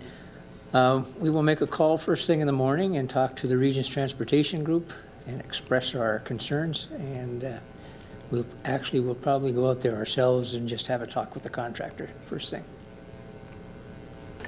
That would be good, because I tried to talk to the contractor and I thought, well, if I stay here much longer, there's going to be some problems. So, and I'm sure a couple of those elderly ladies would have helped me out, and if it got right down to it, so they would have pursed him or hit him with a hat pin or something. Good, that's good. Thank you very much, Mr. Lee. I have a couple more. I hope you guys don't mind. Okay. Thank you, Acting Mayor. The next one is the Canada Corps for Canal Days. Over the last few years, they've been having to go out and get petitions from their neighbors to say that they have permission, and they've never had any trouble getting this petition filled. They've never, to my knowledge, ever ran into any trouble, other than they had a lady that did live next door that would really, they were rubbing noses all the time. They called me today and asked me whether to still have their function, and they do have history, they've been there a while and they've been running it. Do they still need to go out and get a petition? Is that a LCBO rule, or is it a city rule? Mr. Hakeem, can you answer that question? Through Deputy Mayor Kenny to Councillor Maine, I'll have to look into that one specifically to make sure that we're not following the regulations, perhaps through the AGCO or not, but I'll find out and I'll get back to you like first thing tomorrow at some point. And we'll be in communication with them at some point as well, regardless. So if it has been a standard operating practice in the past, I don't see why we wouldn't continue, but I'll confirm it one way or the other, just to be sure. Thank you very much. If you could do that, I'd appreciate it, and you call me back or get back to me somehow. Their biggest complaint is they run a pretty good ship there, and they don't put up with any nonsense. And the other groups in that Canal Days procession don't have to do what they have to do. They don't have to jump, through the hoops and over the fences like the Corps has to. And they just wanted a little bit of fairness, and they will keep up what they're doing. And I would appreciate that if you get back to me on that. Thank you. Then I'll give it a rest.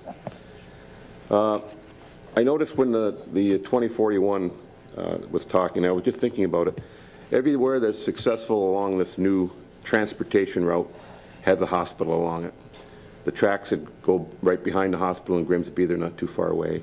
The new hospital in St. Catharines are not too far away. The old hospital in Niagara Falls, one that's currently still being used, is not too far away.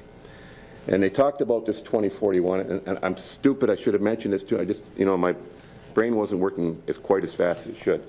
But having said all of that, we have a town hall meeting coming up on April the 20th at 6:30 at the Guild Hall. And I've got a guest speaker coming in, and it's the Save the Hospital group. And it would be nice that if you're interested in healthcare, if you're interested in maintaining the services that we so desperately need and are trying to hold on to, I would love to fill that hall. So if people watching this on TVCOGECO, I'll be at the door looking for you to come in. One more time. 6:30. Be there at 6:30 because we're expecting some people there. So. Can you do it again? April the 20th. Thank you very much. You're welcome, Councilor. Anyone? Councilor Demaray, did you have something? Thank you, Madam Acting Mayor. I'm going to complain yet again about the shopping carts in our community. It's extremely frustrating, and I know that certainly we can call our bylaw people and they could contact the source and see that it gets cleared up. That's all very time consuming, and it's not effective. It's simple as that, because the very next day, there they are again. I do a count every Monday, just in Ward 2, and actually usually just in East Village, but this time I went a little bit farther because I found a group of 3 just along the trail at the turn from Fraser Street onto McRae. A group of 3 carts there, and I thought, well, that was odd, so I started counting. 18 carts, and that's from Bell Street South. That's all it is. It's a very small area for that number of carts. It's really out of control. It looks awful, and they're just out in the street. They're sitting along the curbs, or in some cases they're on a sidewalk, blocking people walking along. But the thing is, it's out of control. I really believe that we need to speak to the local grocery store, because it is coming out of Food Basics. It's that cart. It's not coming out of any of the other stores, not in this area in any case. But I think we need to speak to them and ask if they cannot possibly change their style of carts to ones that either require a quarter or $1 to put in them, or to the electronically controlled ones that lock up if you try to leave the lot. And I do know that it's a problem for people needing to get home with their groceries, but seriously, it's a problem for people coming out of their houses and having to trip over carts as well. And it just looks awful. So I don't know who could take care of it, or whether we need to do something through council, but I really would like to see this acted on, because we've been dealing with it for years and it is not being solved. Would any of the staff like to comment on that? Is there, I guess I could ask, is there an area in the East Village that they could all be left in one area? No, so really, no, I know. I'm sorry, Angie. I feel for these individuals who have to get they cannot afford a cab, so they walk their groceries home. I applaud them actually that they're actually walking. But the thing is, if there was a way that the carts could get back, if we had one spot where they could be, and we could tell Food Basics they're all there at the corner of, send a truck over to pick them up. And maybe Food Basics, if they're all in one area, if you had one area designated, and you said to the residents, if you're going to bring the cart over to drop your groceries off, bring it that half a block or a block from your home and leave it in one spot. And let Food Basics be responsible for picking them up.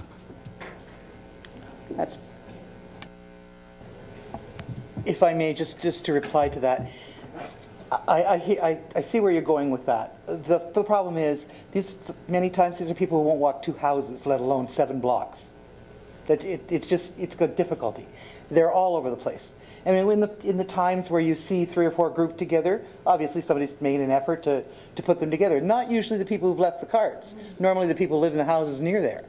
It's really a problem. Food Basics does have someone contracted to go pick up the carts.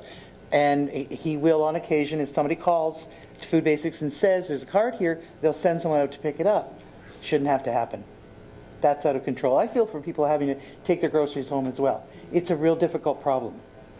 You know, and that's why they sell those little shopping carts, the pull-alongs. That's why they sell wagons, all of that kind of thing. That's why they have them. And if go to Salvation Army, you can probably pick one up there. You can pick them up secondhand if you can't afford a new one. And I do understand that it's an issue, but inconveniencing everyone else is not a solution.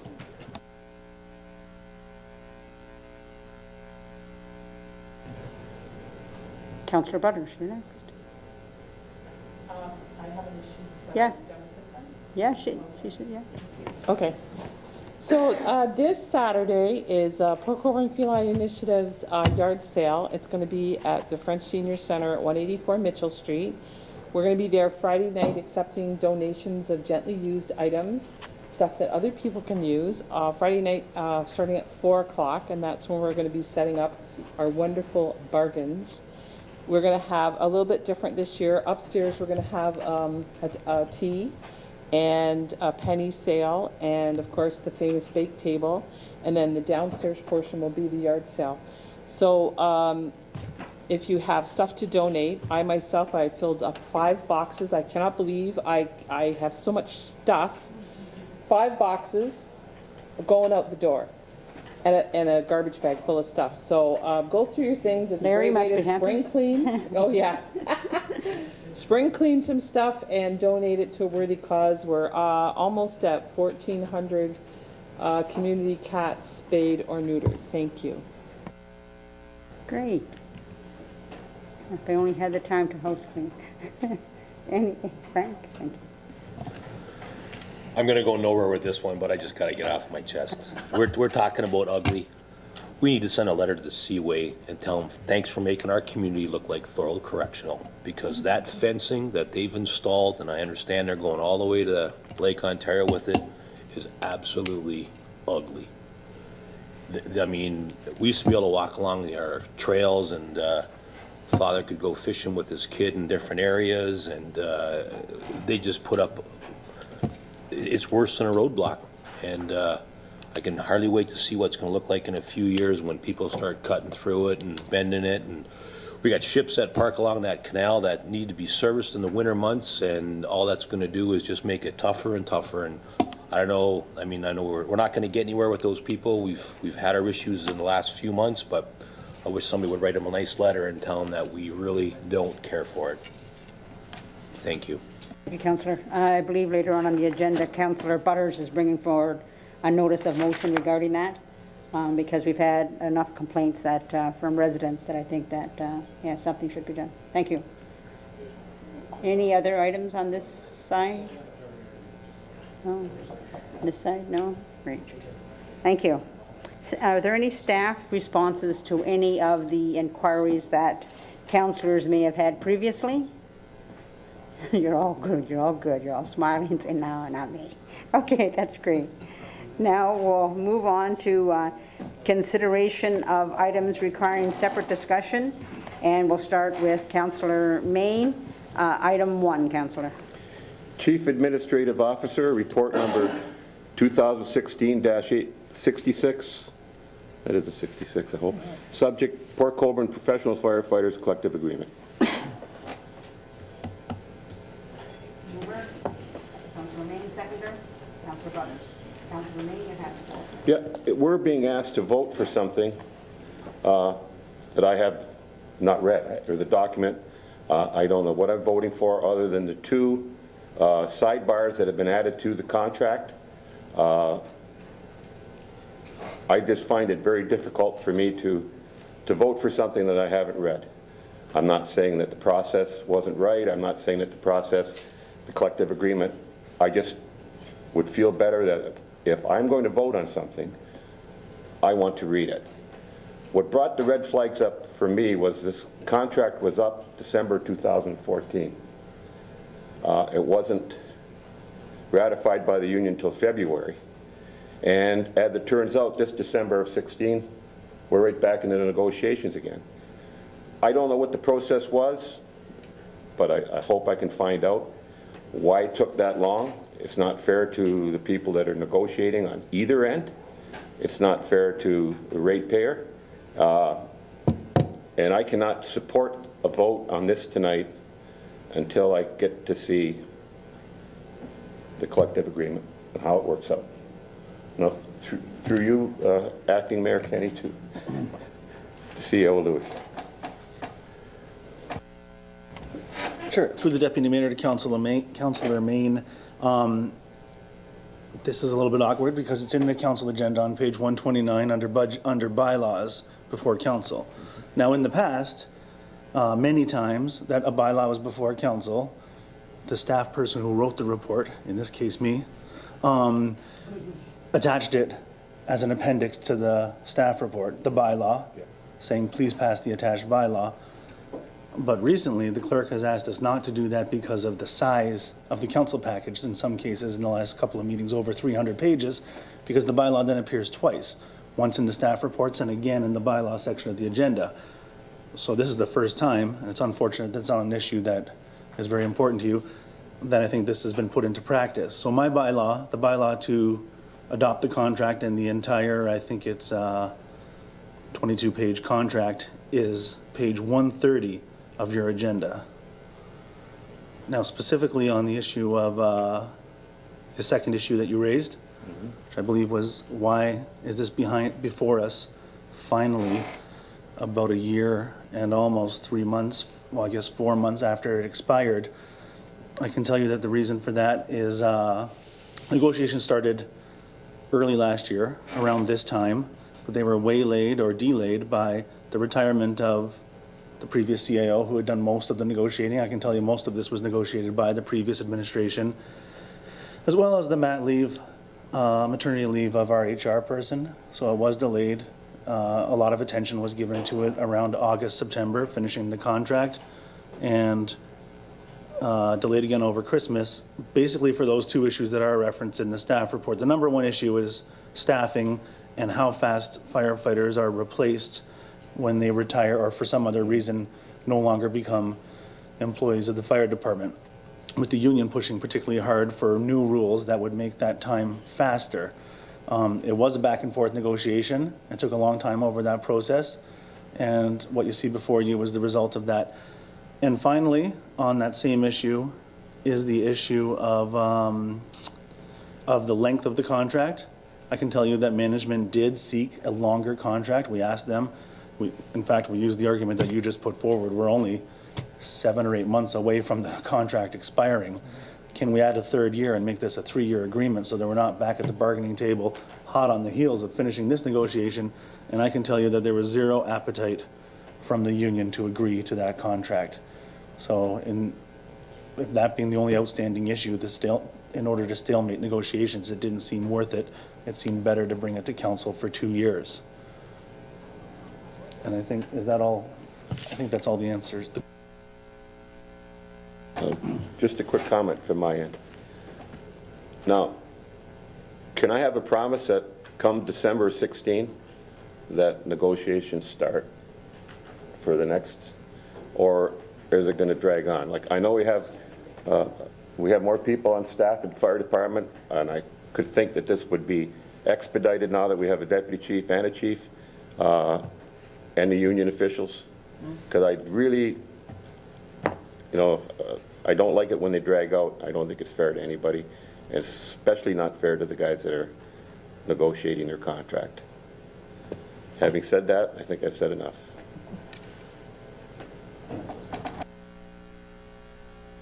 Through the Deputy Mayor to Councillor Main, I can tell you that we'll endeavour to negotiate much faster than in years past. We're only one party to the agreement, so sometimes we're at the mercy of how fast the union wants to operate. but it is our intention to do things faster. In fact, our agreement with our inside and outside city workers, the CUPE workers, expired March 31st, and we feel, management feels that we're very close on this day, April 11th, to having a new contract with our CUPE employees, another round of negotiations is tomorrow, and we're hoping that we're very close to a deal. So in the future, not 14 months before getting an agreement. Thank you very much. Thank you. Councillor Bodnar, you had a question?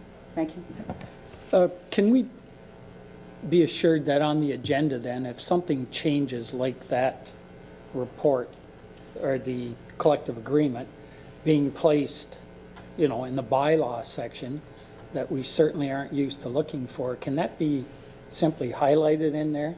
You know, look for it on page whatever. You know, we may not scan that whole last section of the council items. Madam Clerk, can you ask that? Thank you, Deputy Mayor. The difficulty, and through you, the difficulty with that is that at the time of the preparation of the report, we don't know exactly what page number it's going to be in the agenda because the agenda is assembled and it takes some time. So we can certainly in the reports make a notation that please refer to the bylaw section in the agenda.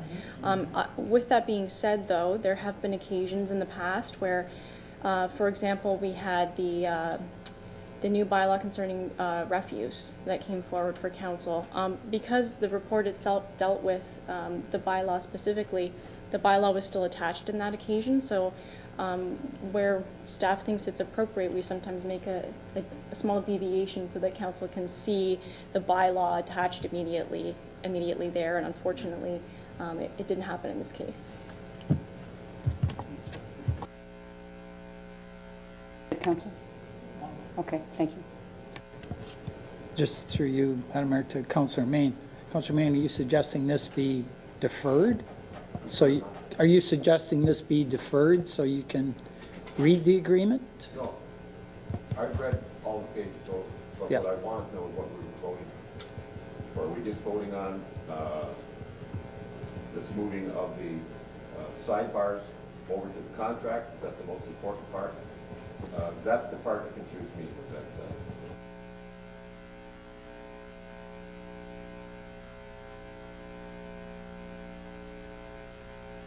Thank you. I'd just like to add that when we are doing this the next time through to the CAO, that we give the average salaries as well. I think that taxpayers need to know.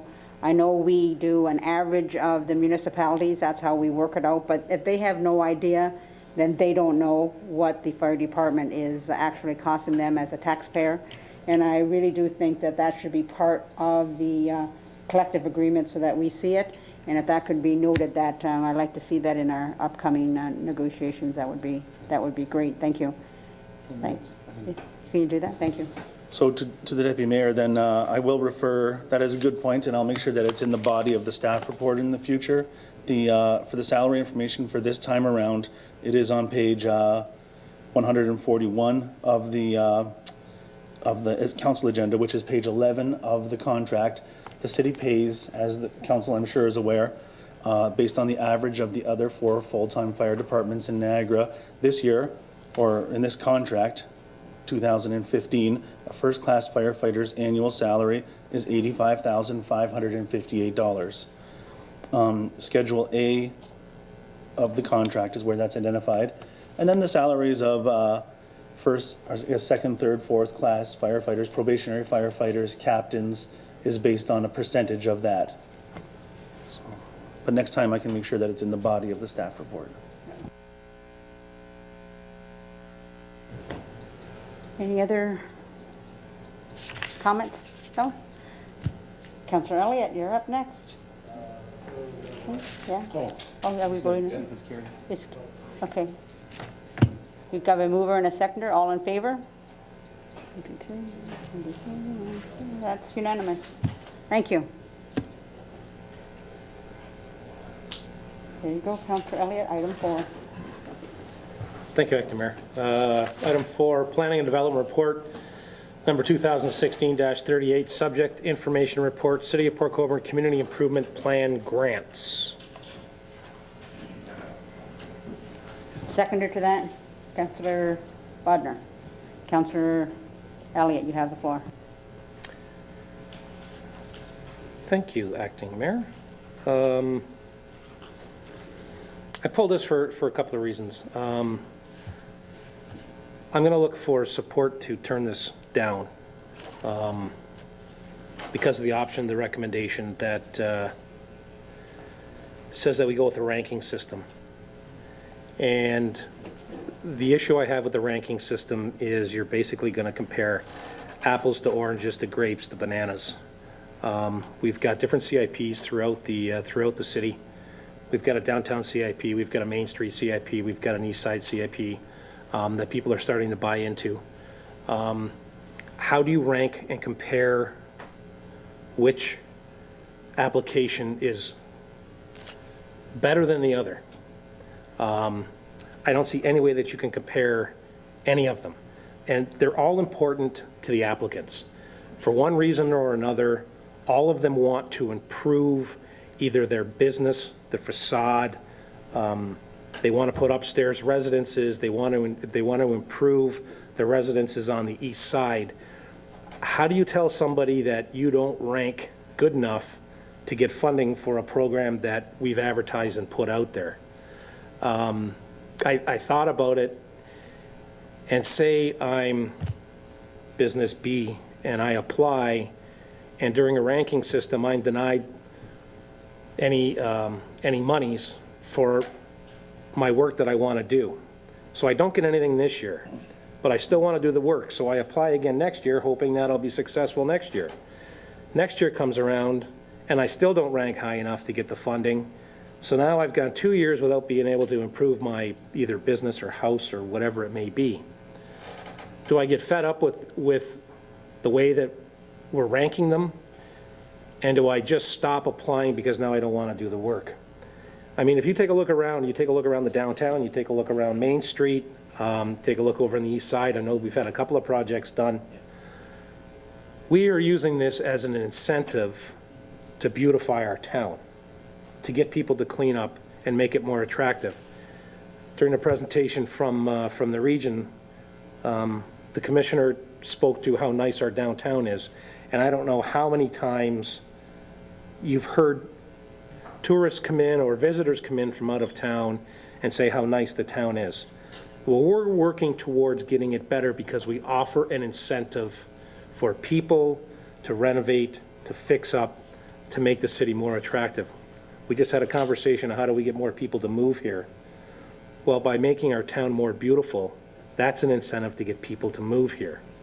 I'm not exactly sure how you can set up a ranking system when every application would be different than anything else. And it would be a disservice to those that have applied that really want to improve whatever it is they want to improve, whether it be a business or a home. So I would look to defeat the recommendation. I would really like to see us stay with the way that the application is and just basically do it on first come, first served. I guess we're successful in that we run out of money, which is probably the best thing that we can do. If we're continually running out of money, maybe we need to put more money in the fund to make sure that everybody, if possible, gets the funding that they're looking for. If we want to keep it at what the level it is right now at the $50,000, I'd be good with that. We can discuss it in budget 2017 if we want to increase it or not.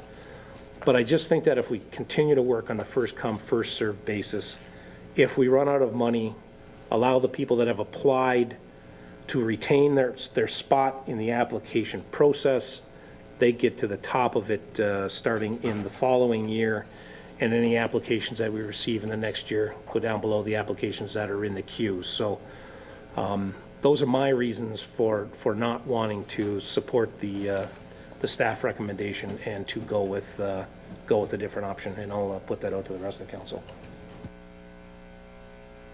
Are there any more comments? Councillor Desmarais. Thank you, Madam Acting Mayor. I totally agree with Councillor Elliott. The idea of a ranking system just makes no sense to me at all because of the variety of applications that we would be receiving. So option 1 doesn't work for me at all. When we come to item 2, the grant applications that have been submitted but are not budgeted for right now would be carried forward into 2017. That starts to create this backlog, and that's a mess too. I just don't think that's an option. As far as a $25,000 increase, I totally agree that there should be at the very least a $25,000 increase. I'm actually thinking it should sit more at the level of about $50,000, but that's something we can discuss at another time. But again, I would like to bring attention to something I've asked for a couple of times now when this has come forward. We need to take some of these monies, if there's 6 CIPs, so maybe it should be 1/6 of these monies. They need to be separated and budgeted for the East Village CIP for the residential component of that, because that's a very different component compared to everything else all the other people that or businesses that will apply. Very, very different. A resident comes in a different way, and they're not going to always be ready to act when the fiscal year starts, you know? They're going to be sometime through the year wanting to be able to take advantage of it. Well, if it's September or October and they finally have some money in their pocket, they want to take advantage of it. There's not a hope that there's going to be any money left for them to take advantage of it with. So, you know, we need to rethink this and set some money aside for the residential component in the East Side CIP. But I really would like to see this whole thing go back to staff and be rethought and come back to us again. Any comments? Any more comments over here? Councillor Butler? I agree with Councillor Elliott and Councillor Demeray. I think the monies, I agree with the part the monies go up, but I don't like the idea of the ranking because I don't see how the residents, I don't know how you do that comparison. I'd be very afraid that they may not measure up to other projects. So I'd like to see it go back to staff as well. Thank you. Thank you very much, Madam Mayor, Madam Deputy Mayor. We'll get it all right eventually. By the time we get it all right, and you know what's going to happen, eh? I agree with Councillor Desmarais. 1 and 2 are not acceptable to me. Number 3, there needs to be an increase. We know that for a fact. I also agree with the fact that the residential area in the East Village, which is part of that CIP, is critical, and some of the individuals have taken advantage of it, but they're not all ready to take advantage of it at the beginning. And what happens is they wind up losing out when they have the money. Finally, they can't get the money. So I agree totally with Councillor Desmarais. This has to go back to staff. We've asked for this before. We've not received it. I want to see something in the next report that indicates how much a chunk, and we're not asking for a lot, but we need to have something there that is strictly for the residential area of the East Village. And that's critical for that East Village. There are people out there that have asked me, that have talked to me, that have indicated to me that they want to do something. And then what they do is they come back to me and say, well, when I was ready, there was no more money. And that's what happens there. And we have to be cognizant of that fact, and we have to be ready to service them under the conditions that they are under. And that's critical as well. So I would like to see this go back. So I'm wondering if just a deferral back to staff is appropriate here, instead of simply defeating it and then just send it back to staff, refer back to staff, and go from there. So that would be my recommendation, defer it. Thank Thank you, Councillor. Before we consider that referral, not a deferral, a referral, I'd just like to get a comment from Mr. Aquilina. This is staff that, and I would just like, what, I guess, are we asking Mr. Aquilina's staff, Peter's CEO staff, what do we actually ask them to do when we refer back? What do you want to see in that report so that they can, so Mr. Aquilina, if you could just give us your comments, that would be great. Thank you. Through you, Deputy Mayor, this report, in a sense, is a good thing. The fact that it proves that our CIPs are actually working, we're out of money. So what we were faced with at the staff level is that we have this whole host of people that want to actually develop, but we don't have the money. So the report was trying to prioritize the applications and to get the best bang for our buck, because our monies are limited. And so that's why we're kind of struggling. How do we deal with these individuals that want to develop? We know they do. We know the region gives monies.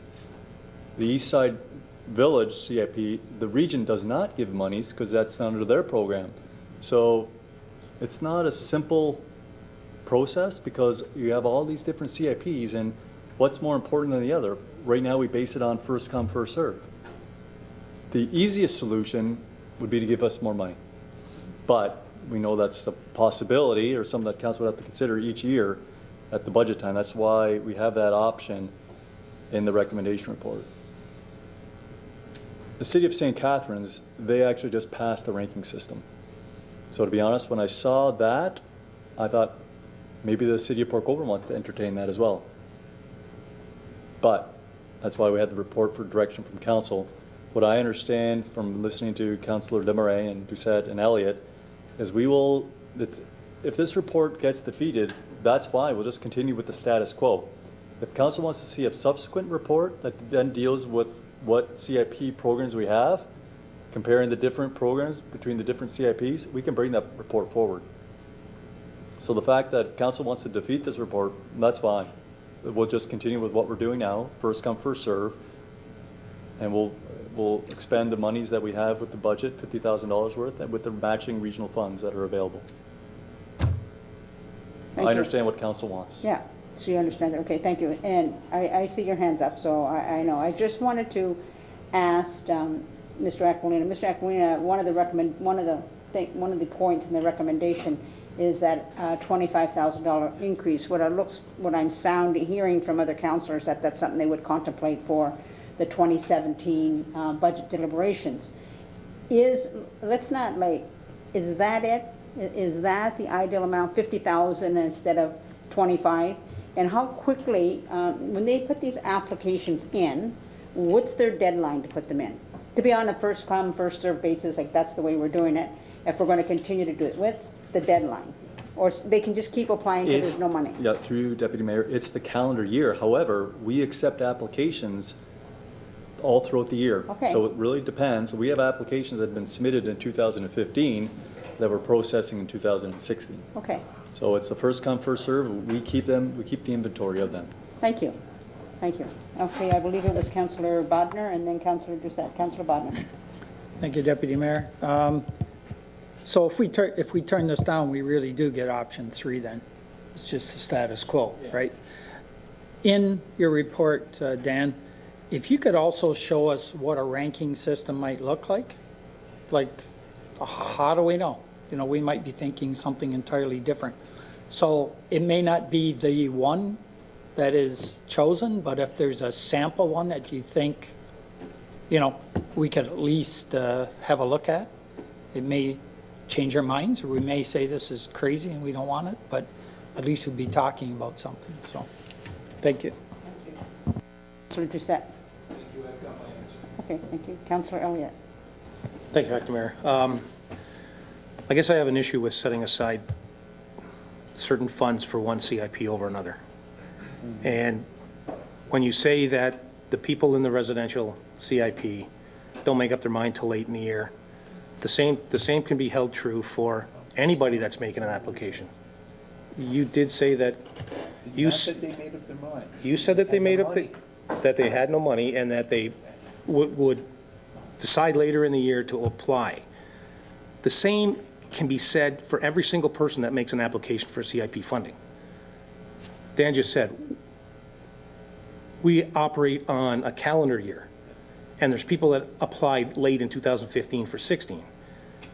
So it doesn't matter what time of year it is and whether you've got the money on who applies.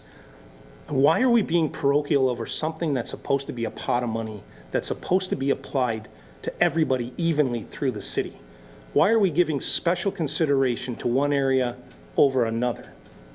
It's supposed to be a fund for all the CIPs. And it's a pot of money for all the CIPs, for anybody to apply, what CIP you're in. So to dedicate funds to one over another, you only set people off against the special group that gets money set aside. If you're going to go on a first come, first served basis, it's first come, first served. You're going to do it for all. We've got one pot of money for everybody to apply to, and not setting aside, what's the ratio? How do you divide it up? How do you say, I'm going to take, $20,000 and put it in this CIP, and the rest of you only get $30,000 to split over the other 5? Or do you want to split it between all 6 of them and put a pot in? What happens if the money's not used at the end of the year? Who gets to use it? How long do you wait before you say it's excess funds, surplus funds? It's one pot of money for all the CIPs, first come, first served. If you don't have enough money, increase the fund, which I think would be a good idea to get everybody in. But to allocate funding for one specific site over others, I can't support that at all. Thank you, Councillor. I believe Councillor Bodnar, you had another comment, and then I have Councillor Desmarais. Well, I was just going to say that whether I agree with Councillor Elliott or not, I think that argument is for if staff comes back and includes that in their report, at the time when there's actually going to be a vote taken on that. So, Councillor Desmarais. Thank you, Madam Acting Mayor. When I ask for specific funds to be put aside to deal specifically with the residential component is what we're talking about. Because there's no way residences should be competing with business. It doesn't make any sense at all. So I've always thought we should have that little pot of money put aside, not a huge amount of money because the residences never take very much money. But the fact is, if we're going to continue on the way we are, then let's have an application window where everybody must apply in that one window, because otherwise it will never be fair. People that decide that they're going to change a window in their house because they finally saved up enough money to do it and cover their part of it and come to the city hoping to get the rest so they can get that window changed, have no way to compete against a business who can spend the money putting a whole new front on their business. There's a huge difference. And the businesses come with a much larger ask. A much larger ask, and deservedly so. I understand all that. But the fact is, in order to be able to have that East Side CIP work and to have that incentive program work, we have to be able to have some funds available for them. But they won't be the way we're going on. So either create a window of where applications must happen during that one window, that 1 week or 2 weeks of every year that will accept the applications, or put aside that amount, or do something differently to make it fair, because at this time it isn't, and it hasn't been yet.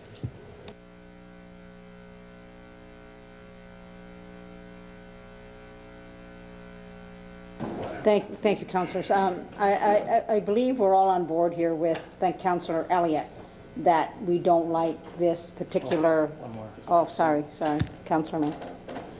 Thank you, Acting Mayor. This is just to Dan. It seems to me that the only problem that we're having here is not enough money. Bottom line, there's not enough money. So in the 2017 budget, if we seriously looked at raising the level, would that be the simplest way to do it and the fairest way to do it? Through Deputy Mayor to Councillor Main, yes. Simplest way, more money. More applications. Well, we already know that. We talked about that. We said that the pot that we have isn't big enough. and it is something that certainly has to be discussed in the upcoming budget for 2017. And thank you, Dan, for letting us know we were being kind of cheap, not keeping enough money in there. But you know, when we think about dollars, we're always trying to find a way. But thank you. So I guess I would ask Councillor Elliott, since you're the one that pulled this report, and since it looks like you have a consensus from the rest of the council that we want a new option, not this option. Maybe you'd like to bring forward a report, but I guess I would go ask Madam Clerk, do we need to defeat this motion first before a new motion is brought forward? If that is Councillor Elliott's intention, which I believe that's why he pulled the report. Thank you. Thank you, Deputy Mayor, and through you. The handling of the motion, I suppose, is going to depend on the will of council. If it's their intention to refer it back to staff, then a motion for referral with perhaps some direction about what information they're requiring would be useful. Alternatively, council does have the option as well to approve another option in the report if that's more suitable, but I'm hearing that they would potentially like to get more information about the ranking system. So they could also approve, for example, if council's in favor of approving the $25,000 increase, you could approve that and then give direction to staff to report back. But it really depends on the will of council. Thank you, Madam Clerk. So, Councillor Elliott, are you asking this to be referred back? Or in just 1 minute with one question. Dan, how quickly do we have to approve something in order to have the funding available? Through Deputy Mayor to Councillor Elliott, money is already approved by council. $50,000 worth. Okay. That's what we have. That's already approved. So it's already good?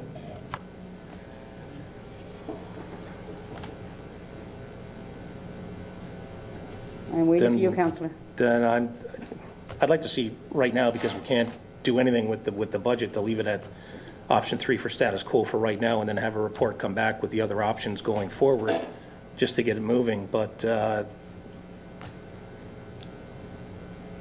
that's what I would like to see. I would like to see us defeat the recommendation, and opt for the status for another one? Option 3 status quo for right now. Have a report come back with the different options, with what a ranking system would look like. But at least get this moving for this year, and then discuss what we're going to do for subsequent years. So that would be my motion, to defeat it, and then look for option 3, but put it out there. Pardon me. Councillor Demmer.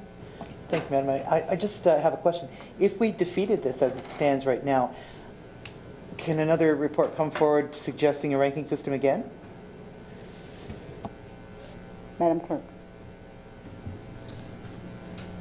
If council defeats the motion concerning a ranking system, then it would require a motion for reconsideration at a later date if they were interested in approving a ranking system.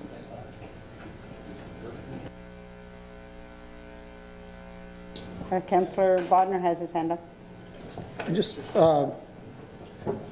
wondered if Councillor Elliott might consider just referring it back to staff.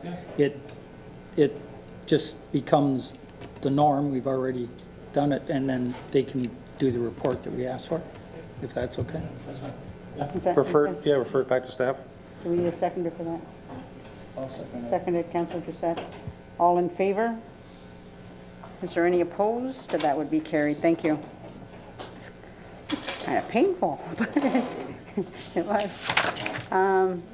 Councillor Elliott, you're next again with item 11.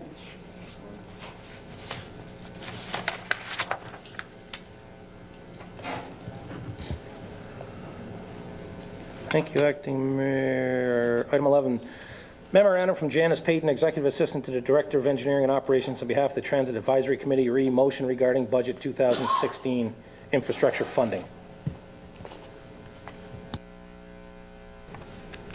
Seconder, Councillor Bodnar. And again, Councillor Elliott, you have the floor. Thank you, Acting Mayor. Just one question. It says that the following motion is hereby approved by City Council? It does say that, but Yeah, that's what it said on. The committee resolved as follows, that council be asked to direct staff to investigate the accessibility of the federal infrastructure funding for public transit for the city's transit system. So the Transit Advisory Committee is asking us to ask for federal, and I'm going to ask this through to Peter. Can we ask for money when we really don't even have a city, we don't have a transit system? We contract out to Welland. So can we ask for that? Through you, Deputy Mayor, to Councillor Elliott. First thing is we have to look at what the funding criteria is, and if it's strictly for capital and we don't require any capital because we don't buy buses, then it may be a moot point. But it's a matter of we have to first find out whether or not, I think what the Transit Advisory Committee was looking at is the potential there for this funding. Would it be for something that we could apply for if need be, and if it's something that we actually are in control of. So if that's the case, then we would look at that once the criteria does come out, and if the criteria meets something that we are in control of, then we could look at applying. But if it's strictly for purchasing of buses, then that's not something that we're doing at this point in time. So basically, we wouldn't apply for anything. Right now, we do have some funding that we still have in the capital for our transit. And the only real thing that the Transit Advisory Committee was looking at is whether or not we want to put in any bus shelters, and they have to be bus shelters in areas where we can actually physically put them on our property, and also in areas where it's a physical stop. Where right now it's a wave stop system. So we would look at it if the criteria is available for us. Thank you, Mr. Sinez. Okay, Councillor Bissell.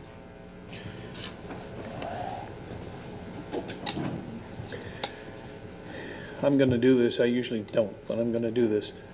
I think it's critical that everyone understand.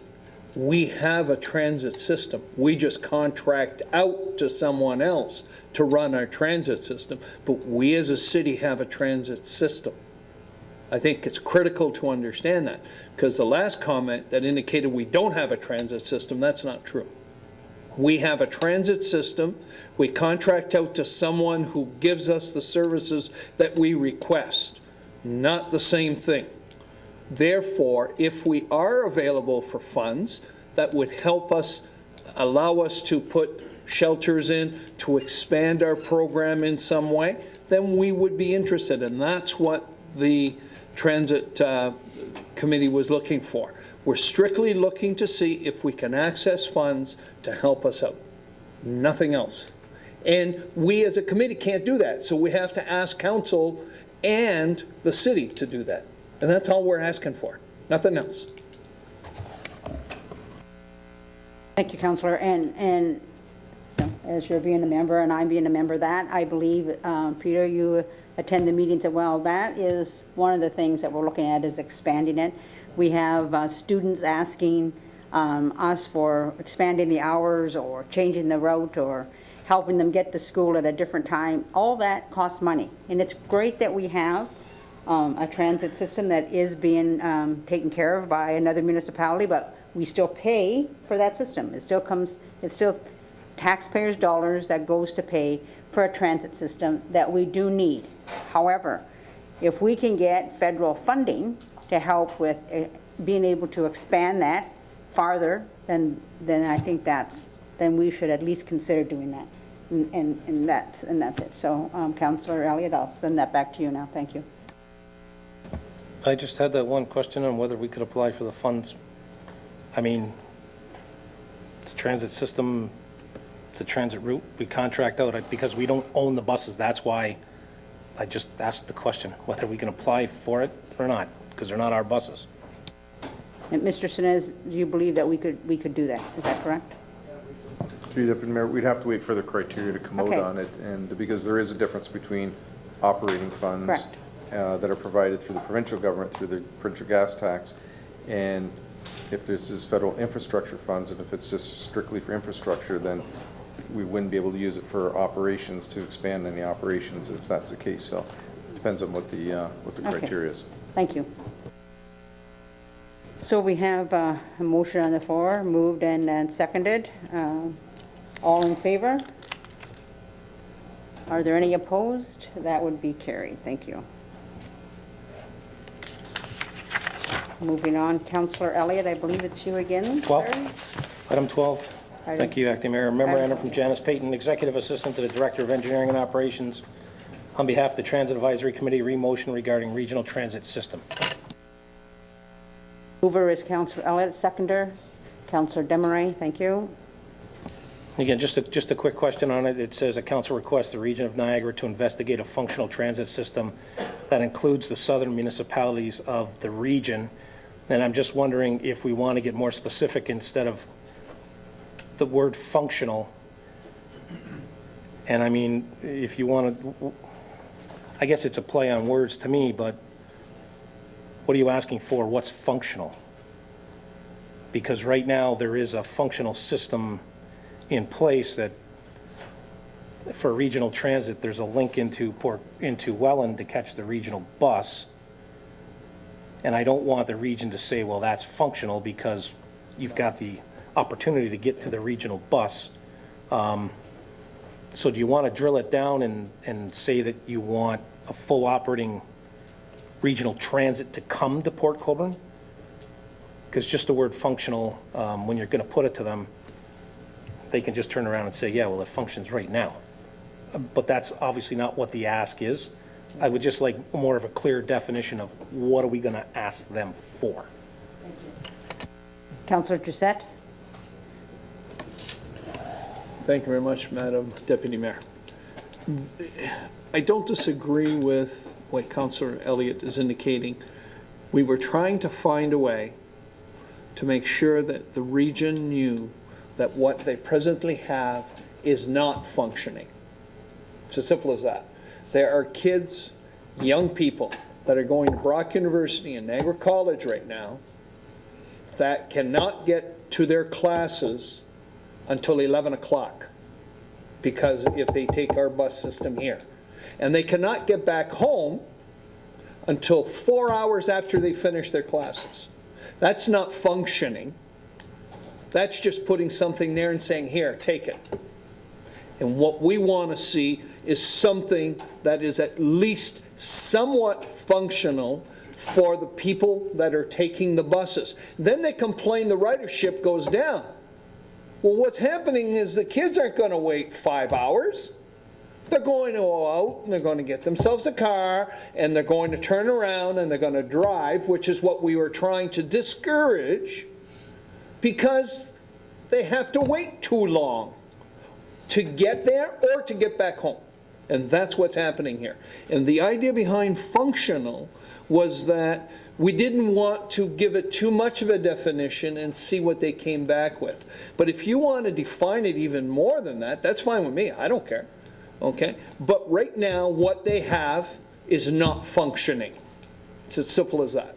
It's not working, and it isn't working for kids from the southern areas. Bottom line. Councillor Bodnar, you're next with comments. Yes, I just wondered whether it wouldn't be better for the Transit Advisory Committee to go through the Brock Student Union and the Niagara College Student Union, because they have a seat on the Transportation Strategy Committee at the region that discusses this very thing. And Councillor Kenny, in taking the mayor's spot, sits on that, and I sit on that too. And those representatives are well-spoken and right there at the meetings where they could be talking about it. And I guess I have a comment on that too. If you, just in a general comment, if you want a transit system in the region, and don't forget, this isn't finalized, this is all just trying it, right? The best way to kill it is to ask for a whole bunch of stuff that's got buses running all over the place to pick up just a few people. It's going to fail. You want to get the bones of that transit system and secured, which it isn't yet, it's still a trial basis, then you can expand from that. Just from sitting around that table there, if you keep asking for all these splinter things, you're not going to get it. You won't be able to afford it, and I think you're better to get the bare bones first and then work out from there. But if you want to talk to those reps from Niagara College and Brock, they will, you know, if their students are demanding it, then they'll bring it up. Thank you. Councillor Butters. Thank you, Madam Acting Mayor. I think the way that this, I don't think that we change the advisory committee's motion, but I think if we're going to do something with it towards the region, and it should be to explain to the region where the parts are lacking here. And I think it's fine to, go through Brock and Niagara, whatever that representation is on that transit committee, but we have members on that committee too, so shouldn't that message be coming from our council back to the transit committee that you sit on? Does that make sense in the process of it? Because our transit committee here is asking us to do something to send a message, to the other end, right? Or am I reading this wrong? As Councillor Bodner said, most of these requests, when they're saying expansion, it's students, Barbara. It's students who get the bus here, and then the bus takes them into Welland, and then from there they go to Brock. And then it's the same thing coming home. It's the wait times in between. So as Councillor Bodner says, there's good representation. So they're listening, but we can't have a Cadillac. You're never going to get to please every single individual in time. We're trying to make those wait times shorter, but are you going to get everybody in that equation? I don't think so, but certainly recommendations from the transit committee here of what they would like to see shortened up can certainly be taken by either myself while I'm sitting here, and Councillor Bodner is there all the time at that. He's there all the time. So if you're suggesting that the transit committee pass that on to Councillor Bodner before he goes to the next transit meeting, that would be great, or even to my office, because I'll be going to the next one, then that's great, then we can do that. But the address that they want to address is the students do not want that 3 or 4 hour wait. That's basically what it is. And well, it's I think students. that, however this system gets tinkered with as it goes along, that should be on the radar. And you have a transit committee here that's saying it's definitely on their radar. So just passing along that message in the appropriate manner through the right channels. And I get what you're saying, like you're not going to have a Cadillac, but let's face it, you got to get to school or get to work, because there's people that work at the other end too that, I'm sure this affects in a big way. So the better the system becomes, better for all, right? Thank you. Any other more comments? Councillor Elliott. Thank you, Mayor. And that's the reason that I brought it, because it just seemed that it was a generality. I figured that there was issues that the transit committee wanted to be promoted to the region to say, hey, we've got issues with these specifics, but just to say we want a functional transit system. Like I said, they're going to turn around and go, yeah, it functions right now. I know some people have to wait. And it's like Councillor Bodner said and Councillor Butters agreed with. It operates on a hub and spoke system. So you're going to feed into the hub, and there's going to be layovers on your transfers. That's just the way that it operates. Are you going to get an hourly or half-hourly service to the colleges and universities from down here? Absolutely not. Is it going to take you a few hours? Probably. But that's just the way that it is, because ridership's not there. So they're going to provide the best that they can. But if we don't tell them what the specific ask is, and that it takes too long, and that they're shortened off and can't get there early enough for the early classes and have to stay too late after the last classes, that's what we're asking for. And can something be manipulated to accommodate the students? And if it goes, if we got to do it through the Brock University Students Union or Niagara College Student Union, maybe we get better results for them because they're at the table. So, but that's the only reason I pulled it, because to me it was just a generality, and it's like there's got to be an underlying reason for the ask, and we should ask what the specific is instead of just a generality. Thank you, Councillor. So on this particular motion as well, do we want to refer that back to the Transit Advisory Committee and ask them to give us more specific request? Is that your motion, Councillor? Like, Anybody that sits on the committee, would it be better to refer it back and ask to go to the students' unions, or do we get more traction coming from us? But I would like to see the ask, whatever the ask is, yeah, come from us, but just to find what the specifics are and what you're looking for. That's all. yes, we are. Yeah. So just refer it back and ask and get more specific on what you want us to ask from the region. That's what I would say. Councillor Doucette. The next regional transit committee meeting is when? Within the next few weeks? Or next week? Sorry.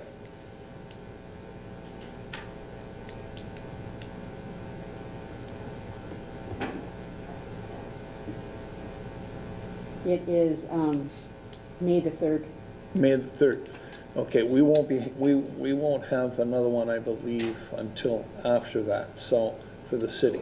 So, instead of referring it back to the committee, I mean, the two representatives have heard what we had to say, and that was the main discussion about functionality, is that there has to be an adjustment made to at least cut some of this time out, because as Councillor Butters indicated, there are some people, some of the young people work and they can't get back home to work.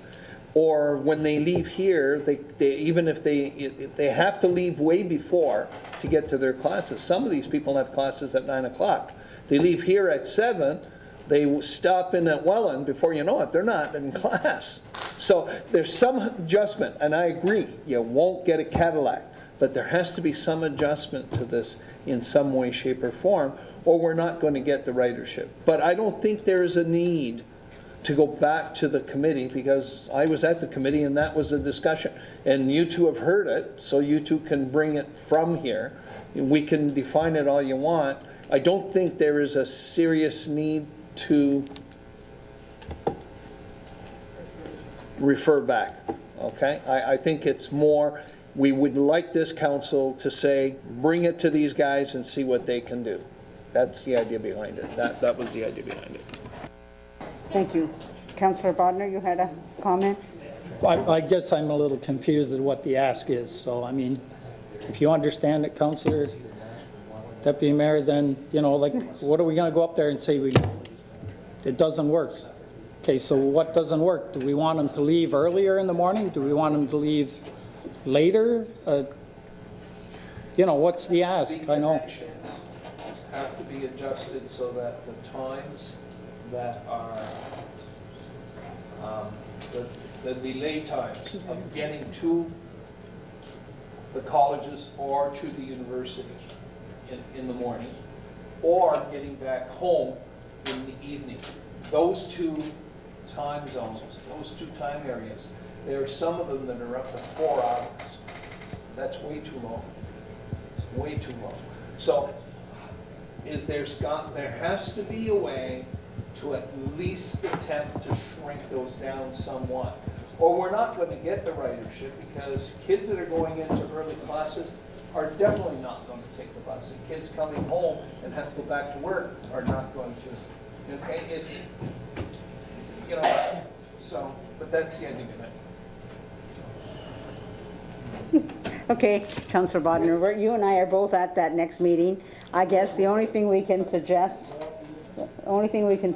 is there a way, especially if there's students there from Brock and from Niagara College, I guess the only thing we can bring forward from a request that time for coming back and time for going is shortened up so that students in the south end don't have that long wait. If that's possible. It might not even be possible. But we can certainly ask, yeah. Now, don't you put your hand up again, Councillor. I won't, but just, and I'll just throw it out there for clarification, because I kind of know how this system works. And just to put it out, the college and the university, the college contracts with Welland Transit to supply transportation to the college, and they contract with Welland to supply transportation to Brock University.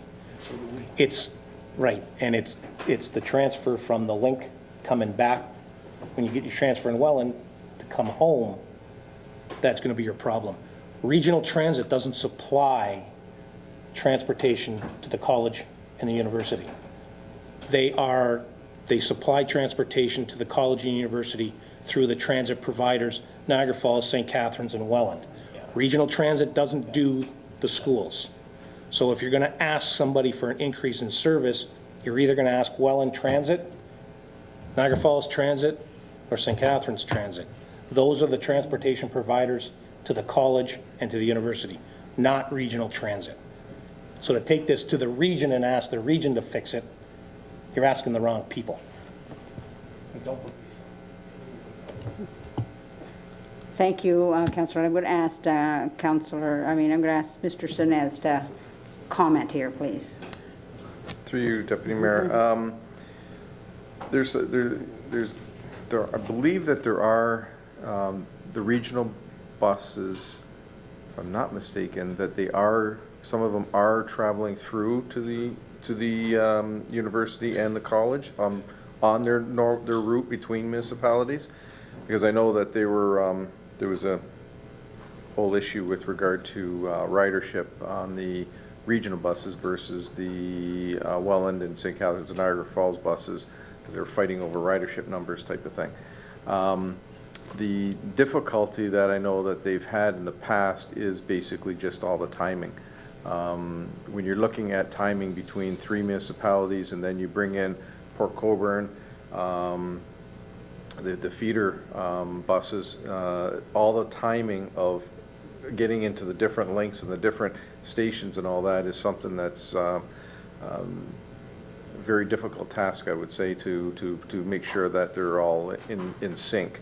And we've tried to adjust ours between our community bus and our link bus, and to get to Welland to get onto the regional buses and try to time those transfers. And we've changed a little bit of our scheduling, and they have changed their scheduling. It's been tweaked over the last few years to try to accommodate that. But as Deputy Mayor Kenny mentioned, we're getting requests all the time from different, not only students, but also other residents, where the timing just doesn't meet their needs. And it's been very difficult to try to change. You change the time for one, and it may affect 10 or 20 people. You don't know how it's going to affect each individual, because everybody's on a different schedule. So unless you have a system that's running every half hour from every municipality within each municipality, you're not going to pick up everybody and satisfy everybody. So it's a very difficult process, and I know through the regional side of things, and I know Councillor Bonner's on that strategy committee, and where the Niagara Falls, Welland, and St. Catharines are trying to work how they're going to work this at a regional level. So stay tuned, I guess.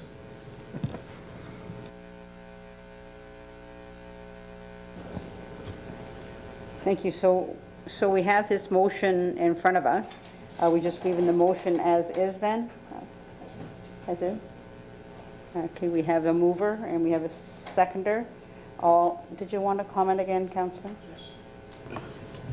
If we're looking and we don't like the word functional, then Niagara, Region of Niagara investigate shortening some of the time delays between connections.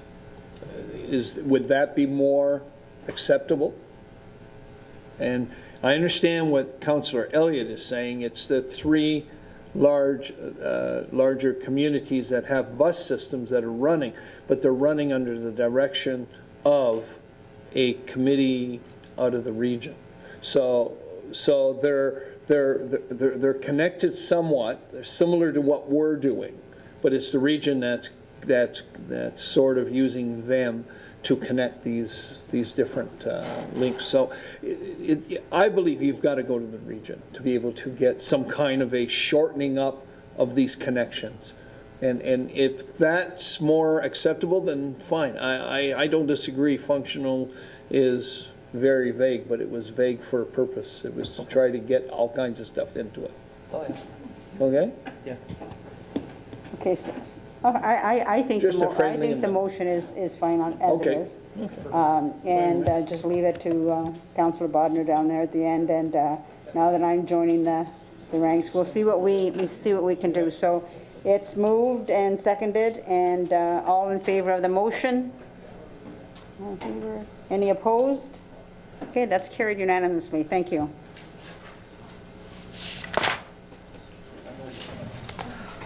Oh no, that took a long time, huh? Yes. So that's the end of the items that were pulled. Now, notice of motion. Councillor Butters. Thank you, Madam Acting Mayor. It's my intention to introduce a motion at the next meeting regarding that fencing along the Welland Canal.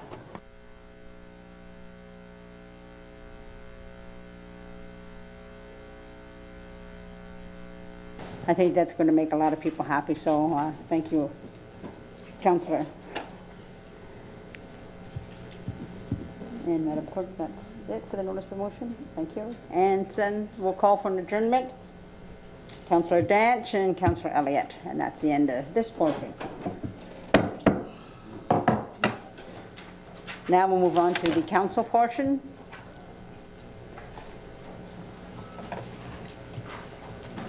So we'll call to order introduction of any addendum items. Madam Clerk. Thank you, none this evening. Thank you. I need a mover for the confirmation of the agenda. Councillor Main and Councillor Butters. Any disclosures of interest? Seeing none. Adoption of the minutes of the regular meeting of council held on March 29th. Mover, Councillor Elliott. Seconder, Councillor Doucette. All in favor? Thank you. That's no opposed. That's all carried. Thank you. Determination of items requiring separate discussion. There's none. Approval of items not requiring separate discussion. I need a mover and a seconder for the first one. Ron, Councillor Bodnar, Councillor Danch. All in favor? Thank you. A mover and a seconder for items not requiring separate discussion. Councillor Elliott and Councillor Main. I think that's it. Consideration of items requiring separate discussion. I think so, right? Is that it? There's no proclamations this evening, right, Madam Clerk? Thank you. And the minutes of the boards and commissions and the meeting minutes of the Port Colborne Transit Advisory Committee on January 27th, 2016. Certainly. And thank you, Councillor Butters, seconded by Councillor Elliott. Consideration of bylaws. Madam Clerk. Thank you, Deputy Mayor, that the following bylaws be enacted and passed. Bylaw 63503-016 being a bylaw to authorize the signing of a collective agreement with Local 2307 International Association of Firefighters, the Port Colborne Professional Firefighters Association. Bylaw 63513-116 being a bylaw to authorize entering into an encroachment agreement with Jesse McDonald respecting 20 Clarence Street operating as Amigos Cantina. And finally, bylaw 63523-216 being a bylaw to adopt, ratify, and confirm the proceedings of the Council of the Corporation of the City of Port Colborne at its special and regular meetings of April 11th, 2016. Mover, Councillor Butters, seconder, Councillor Desmarais, all in favor? Any opposed? That would be unanimously carried. Thank you. And I guess that's it, right? That's it. A motion to adjourn, Councillor Danch and Councillor Main. Thank you.